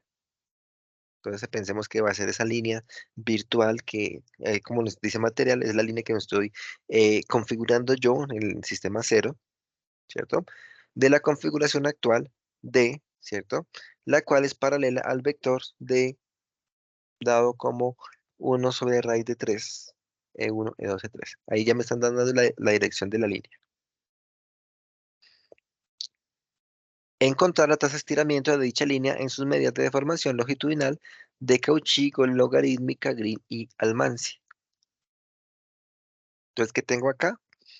Que tengo una línea por allá, tengo una condición de deformación dada por estas componentes, ¿cierto? Mi condición de formación final va a estar dada por lo que ocurra con estos componentes materiales y quiero conocer es la medida de formación, o sea, mis coordenadas finales, eh, de Green al Mansi logarítmica.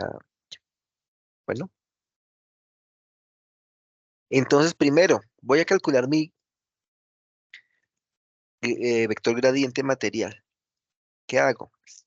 Así como está expresado, debo de coger cada una de las expresiones. Inicialmente, pues mi primer vector fila va a ser tomar x1, o sea, este, y lo derivo con respecto inicialmente a x1, después a x2 y después con respecto a x3. ¿De acuerdo? X2 también lo tomo, lo derivo con respecto a x1, con respecto a x2, con respecto a x3 y obtengo ese vector. Y x3 lo derivo con respecto a x1, con respecto a x2, con respecto a x3. Entonces, por favor, vamos, no tengo aquí forma de escribirlo, vamos por favor haciéndolo y me dicen cómo les da el tensor.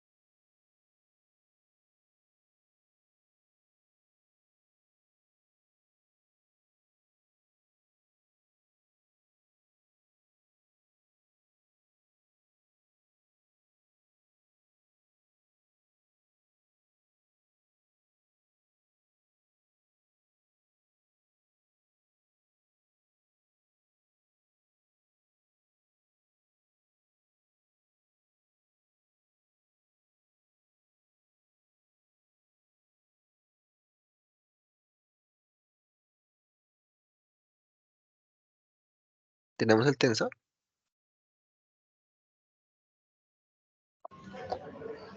Por filas sería raíz de 2, 3. Sí, sí, se escucha. Ok. Raíz de 2, 3 cuartos y 0. Y 3 esa sería cuartos la de raíz de 2. Tres cuartos raíz de 2. Sí, perdón, 3 cuartos raíz de 2 y 0. Ajá. La siguiente fila sería menos 1, 3 cuartos y 1 cuarto. Y la siguiente 1, menos 3 cuartos y 1 cuarto. Y un cuarto de raíz de 1 2. cuarto de raíz de 2, sí. Y ahí arriba los últimos componentes son por raíz de 2, perdón. Regálame un segundito. Profe, ¿podría colocar de nuevo la diapositiva? Que es que se me faltó anotar unas cositas. Ay, sí, ay, un segundito, un segundito, un segundito. Eh,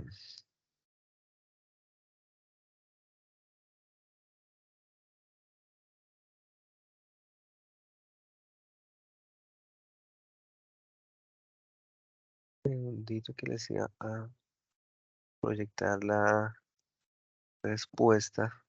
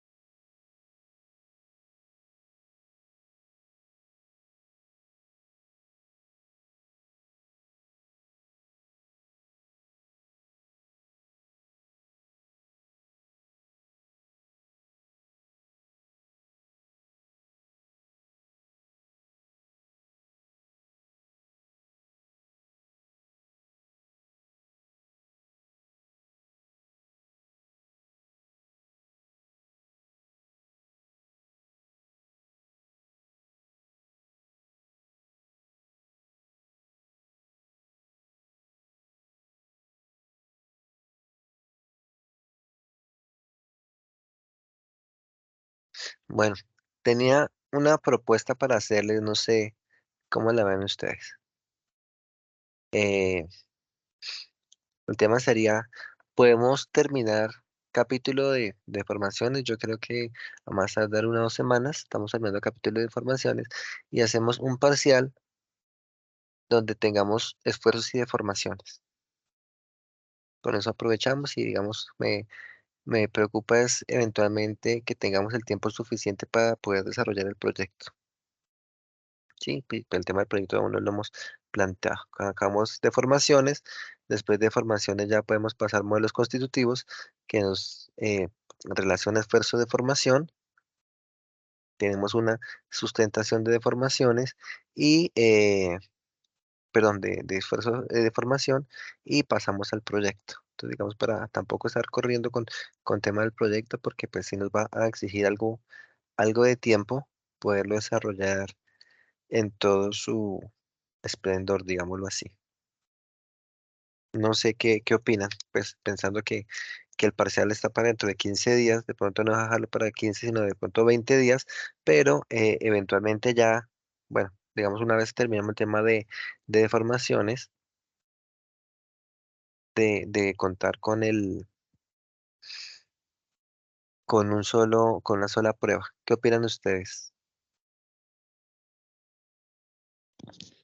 Dije, y de pronto no cabe la posibilidad de dejar un taller para esfuerzos y el parcial para deformaciones, para no revolver los dos temas. Es que siento que de pronto ya queda muy sobrecargado. Pues por eso estoy abierto a las observaciones de todos, a ver qué me dicen y lo acordamos. Pues, a mí me parece válida lo que acaba de proponer el compañero. Con eso pues no queda un parcial tan denso porque pues esos dos temas en solo 2 horas sí me parece un poquito corto. No sé qué opinen los demás. Y a mí Escucha. también me parece. Pienso lo mismo para hacer menos denso el manejo de información para cada parcial. Entonces, o podemos dejar 2 talleres, digamos, quiero avanzar más en clase, o podemos dejar un par de talleres eventualmente para su desarrollo. Sí, eso estaba pensando, que si el tema si los dos temas serían parciales o serían talleres. Creo que sería Pues más factible talleres. sí, pues digamos que es como muy parecido realmente, por si lo planteamos de la misma forma que planteamos el primer parcial, que fue a manera de taller. Ustedes me dicen y lo acordamos. Sí, sí, señor, pues si se podrían hacer los Para dos mí me talleres, parece bien. mejor. Taller. Ok. Entonces, eventualmente lo que podría hacer es dejarles un taller para entregar la próxima semana de esfuerzos. Aprovechamos la clase para las deformaciones, continuamos, dejamos otro taller posteriormente para deformaciones y así vamos avanzando. ¿Sí? ¿Les parece? Sí, señor. Sí, señor. Ok, listo. nos queda mejor y pues que todos quedemos como tranquilos con la metodología. Ingeniero, pero el taller de esfuerzos, ¿cuándo sería? ¿Siempre de aquí a 15 días o no? Pues yo lo enviaría para para entregar la próxima semana. ¿Sí estaría bien? ¿O lo envío la Sí, próxima semana? O sea, en 15, Inge, por el tema de lo de las votaciones que comentaba el compañero Diego, y es que a mí también me toca ir a votar a un municipio, o sea, no voto acá en Bogotá. Ah, pero pues, bueno, yo lo propondría la próxima semana. Si me acuerdan más bien, lo organizo y lo proponemos la próxima semana. Pero sería como el primer taller que pusimos un día y había que desarrollarlo en esas 2 horas, ¿o es un taller para desarrollar en casa y luego mandarlo? ¿Cómo estaría? Pero yo lo pensaría desarrollar en casa y mandarlo posteriormente. sí, así Ah, ok. queda más, ¿Ya sí? sí, Pues pues no sé los demás, yo no, por eso pues lo yo, pensaba así para mandarlo esta semana y entregarlo la próxima semana. Pero pues como sabiendo que tienen que viajar algunas personas y demás y que cuentan es con el fin de semana solamente para desarrollarlo, pues prefieren lo envío la próxima semana y se entrega la siguiente semana. Sí, ingeniero, sí, por favor. Muchas gracias. ¿Sí? Ok. sí, sí, mejor. Bueno, listo. ¿Se ve mi pantalla? Yo no lo estoy viendo, no No, sé si no, Yo solo los participantes, no. Listo. ¿Se ve la pantalla? ahora sí. Entonces dijimos, tengo mi estado de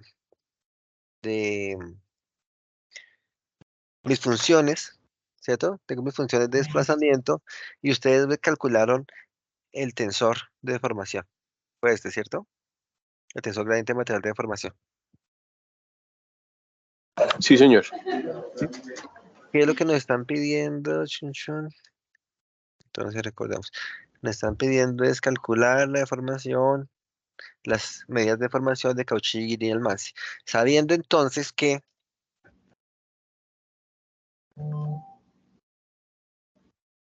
pues la tasa de deformación por mi vector direccional, también yo le puedo expresar como este tensor gradiente material de deformación por este vector direccional porque es paralelo, ¿cierto? Entonces, pues calculo ese producto del tensor gradiente material de deformación por este vector, obteniendo esta respuesta. Cuéntenme si les dan los mismos valores o no les dan los mismos valores.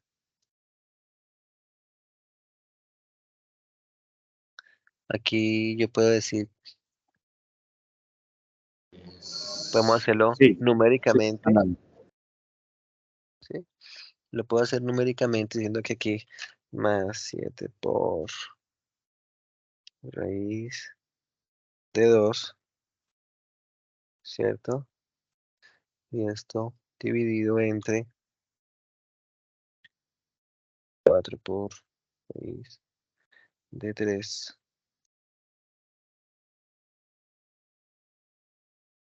A ver si haciéndolo numéricamente nos dan los mismos datos.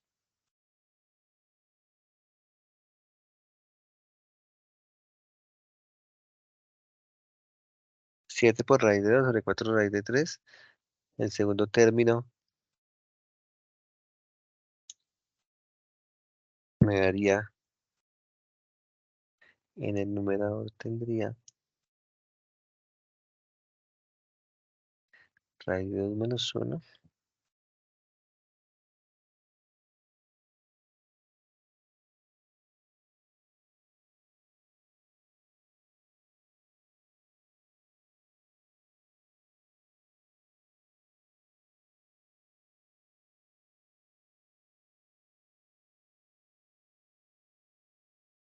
Cuéntenme si les dan los mismos resultados.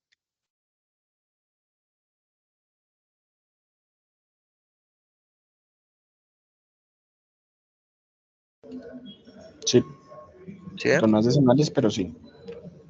Sí, sí, sí, claro. Aquí lo que hice fue Ok. Aquí dice que se fue ajustarlo.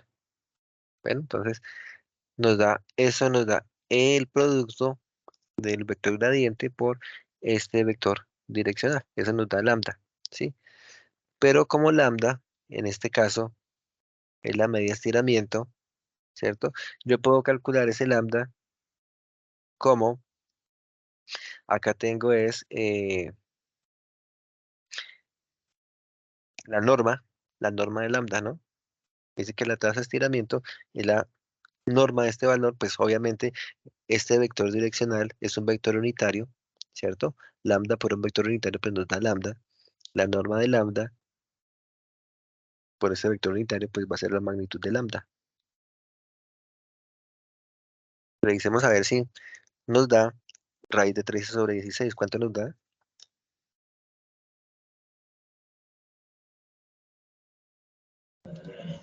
1,4719. 1,4719.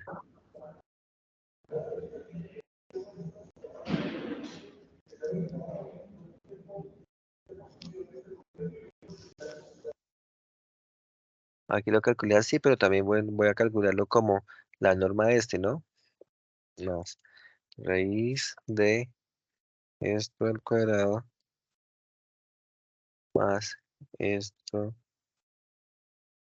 al cuadrado más esta otra componente al cuadrado, ¿cierto? Ahí está 1,47, están los mismos datos, listo. Estamos solamente chequeando. Esta es mi tasa de estiramiento. Mi tasa de estiramiento, entonces lambda, con esa tasa de estiramiento puedo calcular las medidas de Green de Almansi, ¿cierto? Como raíz de 13 sobre 6 menos 1. Aquí pues 1,47 menos 1 me da 0,4720. Logaritmo natural de 13 sobre 6, o sea, de la tasa de estiramiento, basándonos en estas medidas, logaritmo natural de la tasa de estiramiento, ¿cierto? 0,3866, ¿sí les da?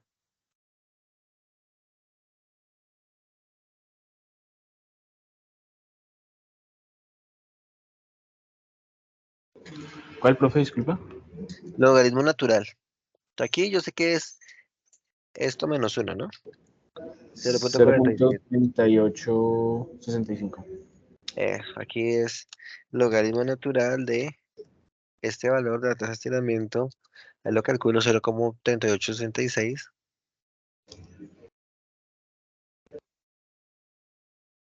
Calculándolo. Acá la medida de Green dijimos que era un medio de lambda cuadrado menos 1. Entonces voy a calcularlo como más un medio de lambda cuadrado menos 1. 0,5833, ahí estamos validando los datos. Y la otra medida es un medio de 1 menos el inverso de lambda cuadrado. Más un medio de 1 menos 1 dividido entre lambda cuadrado. 0,2692. Sí, ahí estamos verificando los datos. Y todo eso, pues, ustedes tienen ahí los datos, ¿cierto? Si yo tengo la tasa de estiramiento, aquí en esta imagen, esa tasa de estiramiento, ¿que cuánto nos dio? 1,47. Sí, 1,472.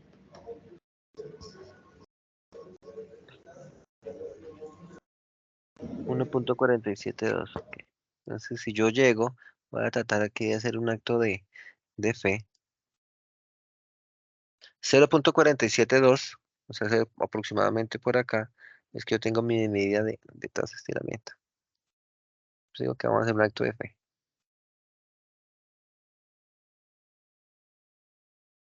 Tengo cómo hacerlo más recta. Procuraremos saber. No tengo aquí la tablet para poderla aprovechar.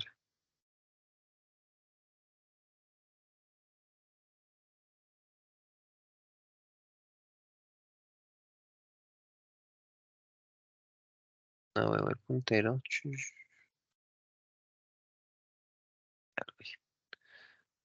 Digo, voy a tratar de hacer aquí la línea recta. Ya sabrán entender. No, más horrible no puedo quedar. Voy a hacerla desde acá mejor.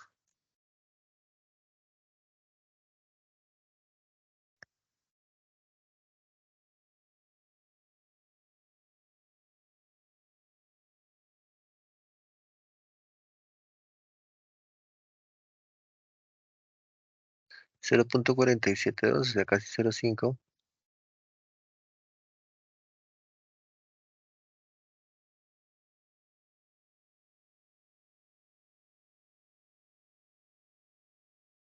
Esta sería como mi línea y pues voy a tener otras líneas.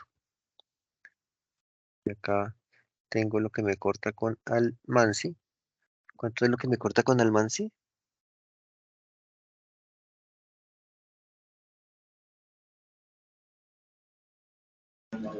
Como 0.24. Como 0.20. Almansi, la última, 28. 0.2692, ¿sí? O sea, 0. Hay más o menos, ¿cierto? 0.2, 0.3, ahí estamos tratando de decir qué es lo que nos da Almansi.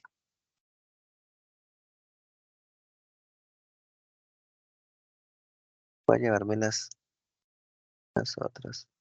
Acá la de Green, ¿cuánto tenemos en Green? 0.58, si no estoy mal.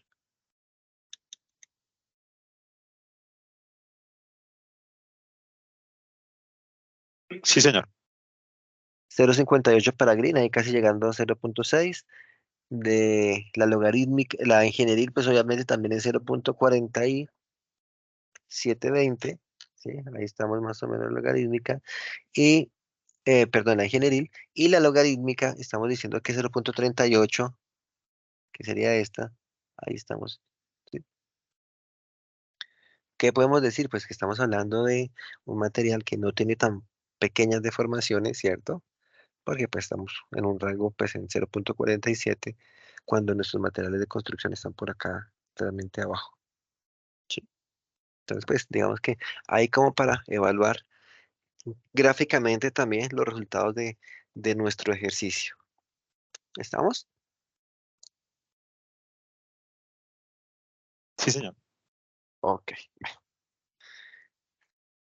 Creo que sería todo por hoy, entonces quedamos pendientes. La próxima semana les enviaría yo creo que después de clase les enviaría el taller de esfuerzos. Y ahí miramos a ver cómo hacemos para el taller de formaciones si la próxima sesión terminamos, alcanzamos a terminar el tema o el siguiente para plantear nuestra propuesta de calificación para el de formaciones. ¿Estamos? Yo les envío el link del video para que lo puedan consultar